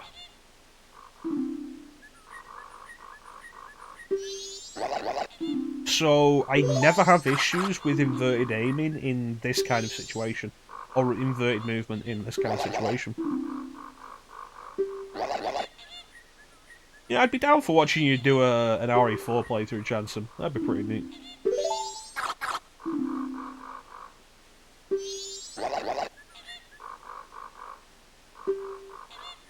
Yes.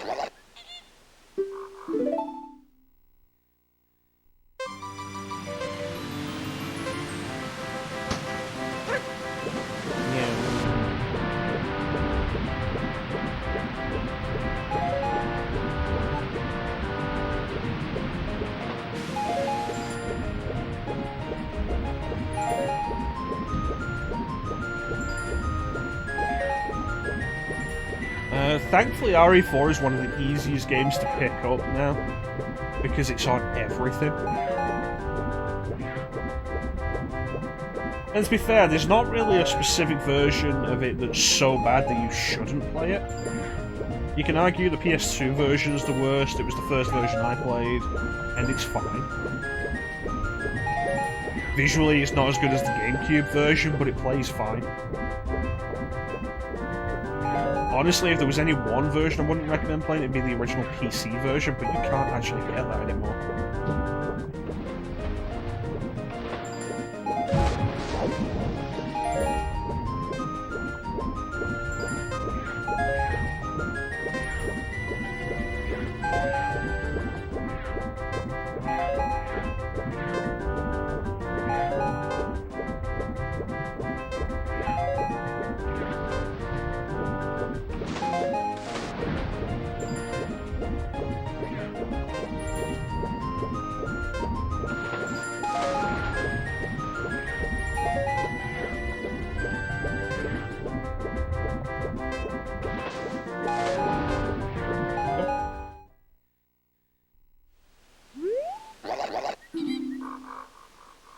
Right, so you've done the remake of Resident Evil and you've done RE5.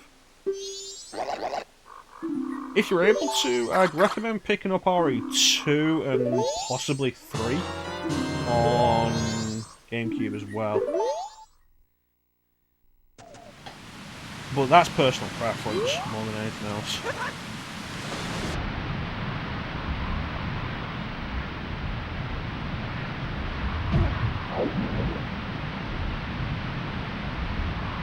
Where are the beavers? There they are.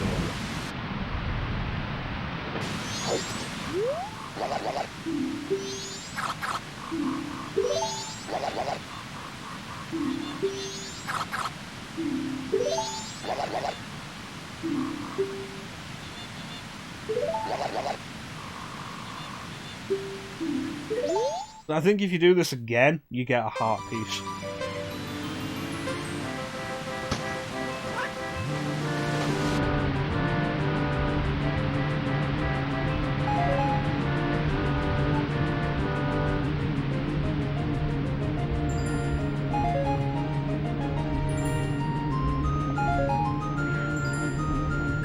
I think at this point, I've mentioned this previously, but looking through all the versions of Resident Evil 4, I think the best version is probably the Wii version. It doesn't have the higher resolution of the HD versions, but it's also the only version other than the GameCube version to have all the graphical effects intact. Every port, aside from the Wii version, has lost some of the graphical effects. Plus, it's the complete package. It comes with separate ways and the extra costumes and the Vargas laser. The Wiimote aiming is pretty good, and if you choose not to play it with a Wiimote, it was one of those Wii games that had some sense and let you play it with a controller. You can play it with a classic controller or a GameCube controller. That's really nice. I wish more games on the Wii would give you the option.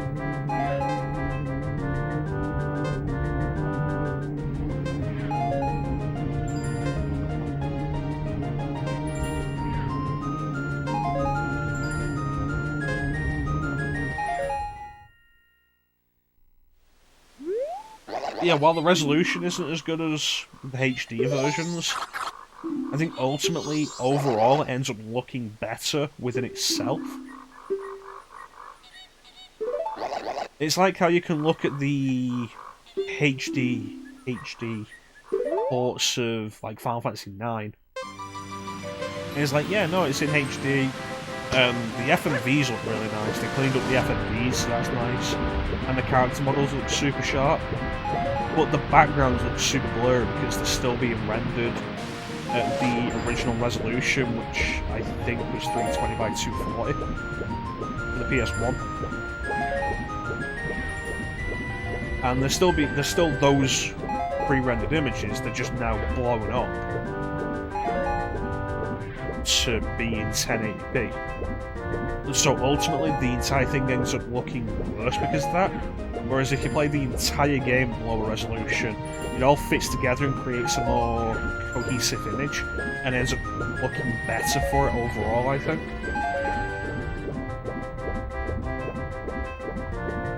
Stuff like that is like one of the reasons why when I streamed Devil May Cry 3 last year, I did the PS2 version rather than one of the HD collections.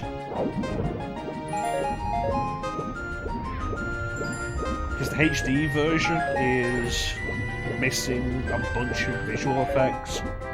Ambient occlusion looks worse in some places because some of the fog and dimming and lighting effects haven't been done properly.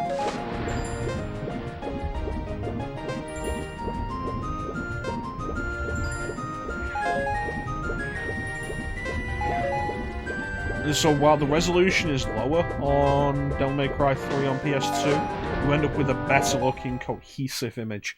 And Devil May Cry 3 on PS2, once you get used to the lower resolution, ends up looking way better.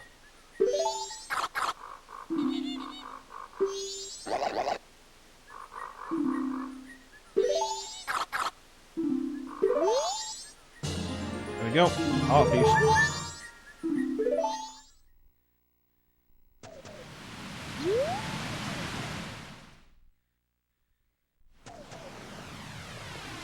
Okay.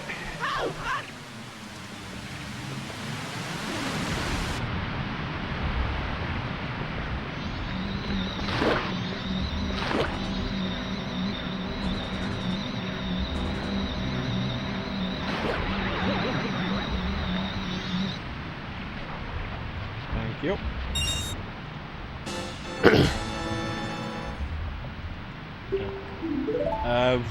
My interest in doing Devil May Cry 3 again would be to just do the PS2 version again just because of the visual aspects of it. But I want to do Devil May Cry 3 again and do the Switch version. Well, that's because of a gameplay reason, not a visual reason. Visually, it's still basically the HD version with all the problems. It's still all the problems it had.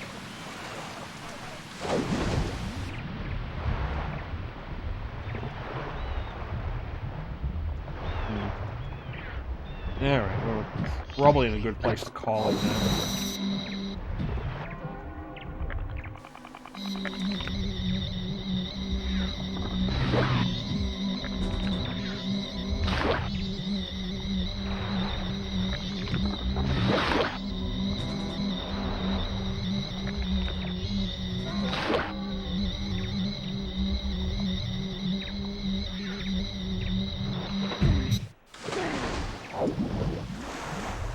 Go this way.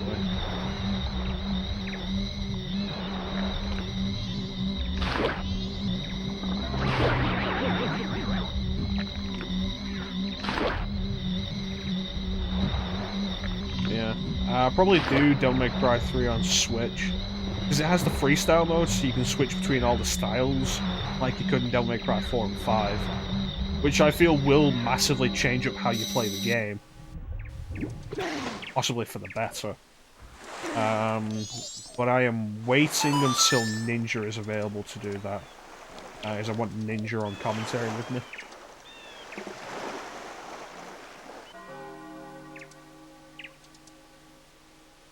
And ultimately there's no hurry, I have plenty of other stuff to do in the meantime. There we go.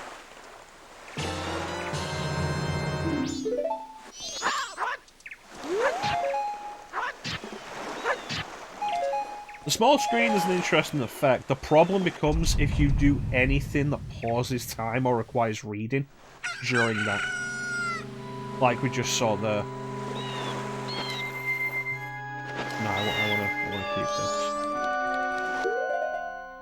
And I don't remember the new wave Bossa Nova.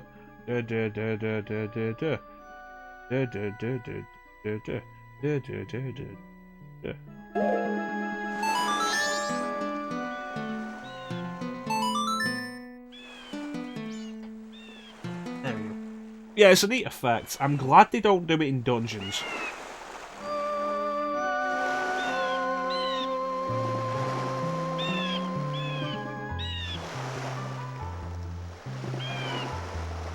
You could argue this is the first bit of censorship that Nintendo did with Ruto's adult model.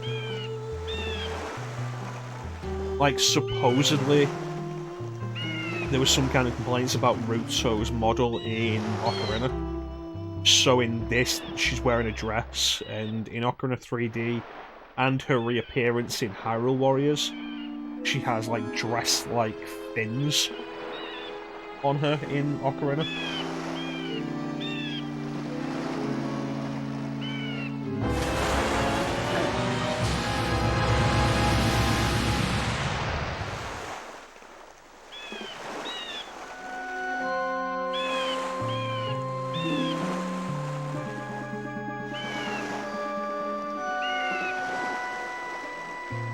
Have you not played Ocarina 3D or Hyrule Warriors, Jansen? Possibly.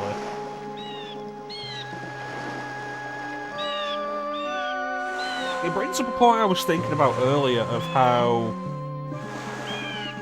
the Gerudo pirates, none of them are Naboru.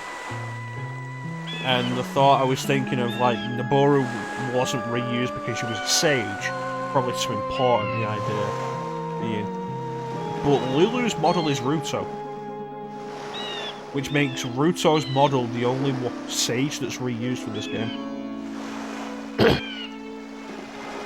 Unless you count Kaepora Gaebora being reused, and it was confirmed that Kaepora Gaebora is the spirit of Rauru in Ocarina. Yeah, supposedly it's a censorship thing.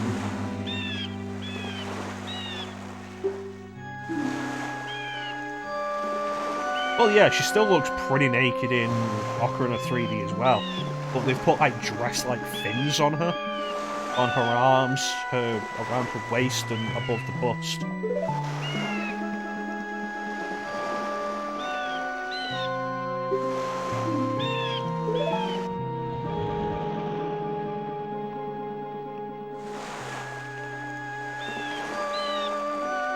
That, however, is where we are going to call it for today. Because I am not doing Great Bay Temple. It's almost midnight, I am not starting Great Bay Temple now.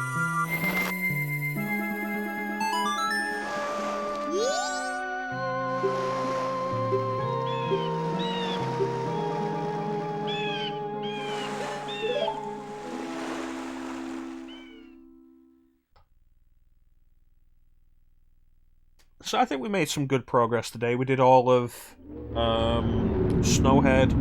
We did all of the preparation for Great Bay. So next time, tomorrow, yeah, Great Bay. People complain about the water temple. I say Great Bay is worse. Tomorrow, because I want to have this done in 3 days. So tomorrow is going to be Great Bay, Ikana Palace, and Stone Tower, and then heading into the Majora's Mask fight.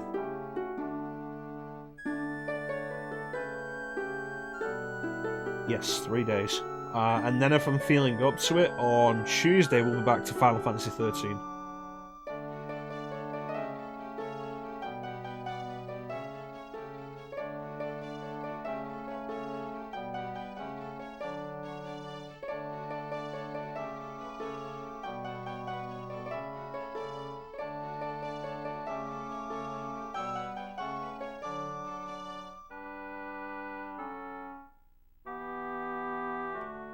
I'm hoping I'm not going to have too much trouble with Georg. But we'll see. Like, Georg grabbing you can be a pain. The main thing I'm concerned about with tomorrow, though, is I will need to make sure I have the list for the stuff needed to get through the Gibdo well. If there's one piece of this game I think is stupidly designed, it's the Gibdo well. Because if you're doing that without a guide, or without prior knowledge of what you need to grab, then the entire thing boils down to you going in there, getting to a locked door, talking to the Gibdo and being like, oh, the Gibdo has given me a riddle, I have to figure out the riddle to figure out what item this Gibdo wants. Going and getting it, coming back, going a little further, it's like, oh, this Gibdo wants another item.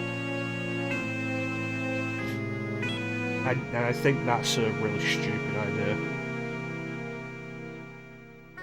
Anyway, that's going to do it for today. Let's give some shout-outs to some cool people. Teek's a cool dude, worth checking out if you don't already follow him. He streams fun stuff. His turn-based Tuesdays are worth checking out, where he's currently going through the Final Fantasy and Dragon Quest series, alternating. He's doing Final Fantasy IV The After Years at the minute. When he's done with that, he's going to be doing Dragon Quest V, Hand of the Heavenly Bride, which is a really good game. You say that, Lino, but... Shout out to Lino, who is a cool dude, who is currently playing through Tom Clancy's Splinter Cell on GameCube, the GameCube version of that. He's a really cool dude, worth checking out. Shout out to our buddy Shaun, who is also a cool dude, who is doing a bunch of stuff at the minute. Tales of Berseria, Final Fantasy VII Remake, and Skies of Arcadia Legends. Chansom's really cool, definitely worth checking out.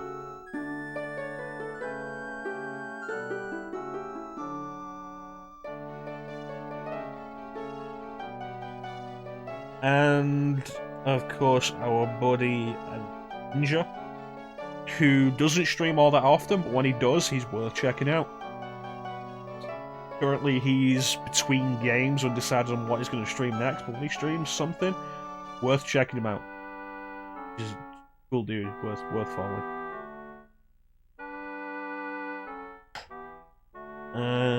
Who else do we have? I believe that is basically it. Anybody live now to shout out? Magic's live. We can give Magic a shout out if anybody wants to go check him out. Magic is a cool dude, very supportive of the stream. He's currently playing Persona 5 The Royal. It's his first playthrough of Persona 5, so if you go and check him out, please don't spoil it for him. He's a cool dude. He doesn't talk on mic, he's currently dealing with anxiety issues, but if you talk in his chat, he will respond to you in his chat. He's very good about being responsive with that. So check Magic out. He's currently streaming. He's live right now. If you want to check him out. I also need to get around to Persona 5 The Royal, but I am waiting for it to drop in price because I've spent too much money on the original Persona 5 to turn around and then go, yeah, Persona 5 Royal, I'll pay full price for that. I got the collector's edition, which is up on my shelf there. I got all the DLC for it. I've put too much money into original Persona 5. And then there's also my complaints with stuff like not carrying over compendium logs and stuff. It's like Persona 3 FES gives you the option of carrying over max social links, compendium, and I think something else from the original game. And they could do that on the PS2. Why can't they do that with the Royal? Why can't they let you carry over your compendium and your max social link items? We'll get back to Persona 3 at some point. Restart that. But yeah, that is going to be it for today. I want to thank everybody for joining the stream. I always really appreciate it. Big special thank you to everybody in the chat. Chansum, Lino, Bane, Teek, Ninja. I think that's everybody. I don't think there was anybody else in chat today. Not that I can see. Yeah, thanks so much for keeping me company, guys. Chat is always the best part of the stream. We'll be back tomorrow at 8 PM Greenwich Mean Time GMT, where we're going to wrap up Majora's Mask. Like I said, I want to spend more than 3 days on this. We'll be going through Great Bay, Ikana Palace, and Stone Tower, and then finishing the game. Because there isn't really a huge amount of side stuff now left that I need to do. Like, I did the Romani Ranch stuff, specifically for the masks so that I can get Chateau Romani. It's worth it.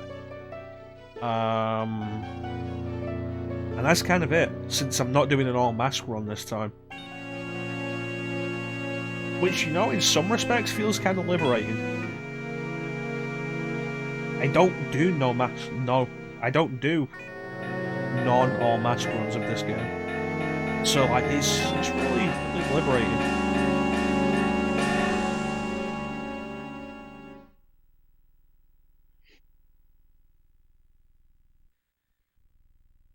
So yeah, it should be some fun.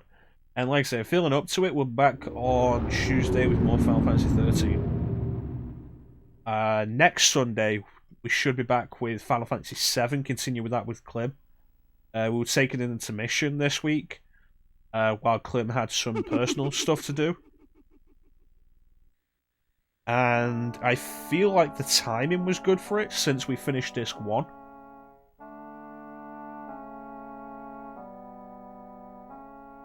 Chance him. I feel like the timing was good with it since we were done with Disc 1 and take the intermission before Disc 2. Will we take another intermission between Discs 2 and 3? Probably not, because Disc 3 is really short. And I'm still undecided on whether or not I'm going to take on Ruby and Emerald weapon. So, who knows? I'm not super big on... I'm not really that big on super bosses.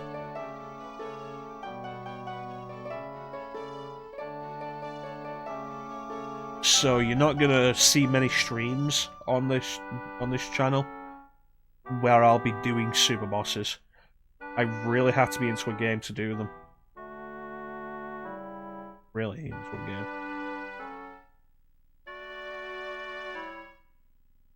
Possibly in the Nocturne playthrough, but that all depends. It's been long enough now that beyond some basic ideas, I don't remember how to get the true demon ending in Nocturne. So that could be interesting, not getting that and not having to deal with Lucifer. Because honestly, fuck Lucifer. God damn. But yeah, that is going to do it for today. Once again, I want to thank everybody for joining the stream. Yes, Jansen, fuck Lucifer. You know he's hot.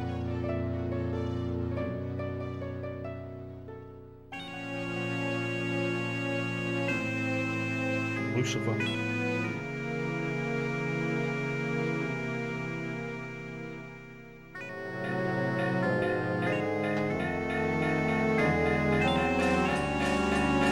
One day I'll be able to do 3DS stuff and we'll do Strange Journey Redux.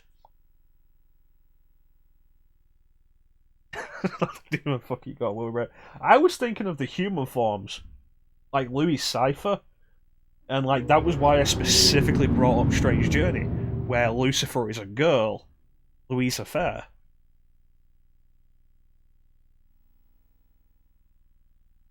I wasn't saying anything about fucking demon form. Like, if you want to try and fuck that 50-foot demon form, that's your business, and I'm gonna have no part of it. But yeah, so we'll see if we end up doing a super boss in Nocturne. Are you sure, Chanson? Sure. At some point, I will work off stream to get into a position to try the Demi-Fiend fight in Digital Devil Saga. That is going to happen in the background at some point, and then I'll just show up one day with a stream of like Demi-Fiend, and then we'll die and we'll never talk about it again. But that's like the only super boss I'm actually gonna take on at some point intentionally. I say that, eventually I'll do Kingdom Hearts 2. And since there's no real requirement to unlock the Lingering Will fight, I'll walk into that fight and then die. So, you know, that'll be something to look forward to with Kingdom Hearts 2. Anyway, getting off tangent. Yeah, thank you to everybody for watching. I was really appreciate the support. Big special thank you to the chat. Chat is always the best part of the stream. Thank you so much for keeping me company, guys. Back tomorrow with the last part of Majora's Mask, where we're going to be working to finish this thing. And we're going to be doing a non-phase deity final boss fight, which I feel like that's something you don't see a whole lot of these days. Generally, if someone's streaming Majora's Mask or playing Majora's Mask on Let's Play or whatever, they'll go after all the they'll go after all the masks and then use the first deity mask. And we're not doing that, so we're gonna take on Majora's Mask Standard, which makes it a way more challenging fight. Because the first deity's mask is broken, as is reasonable for the effort required to get it. But yeah, with that, I want to thank everybody for watching. Have yourselves a fantastic time of day. Back tomorrow with the finale of Majora's Mask. But in the meantime, thank you for watching. Have yourselves a fantastic time of day. And take care. We'll catch you next time, guys. Bye. I like having the wider camera angle because you can see the hands doing stuff at the sides. When I'm doing it with the widescreen and I've got the camera condensed, it's like the hands have to be like here to see them.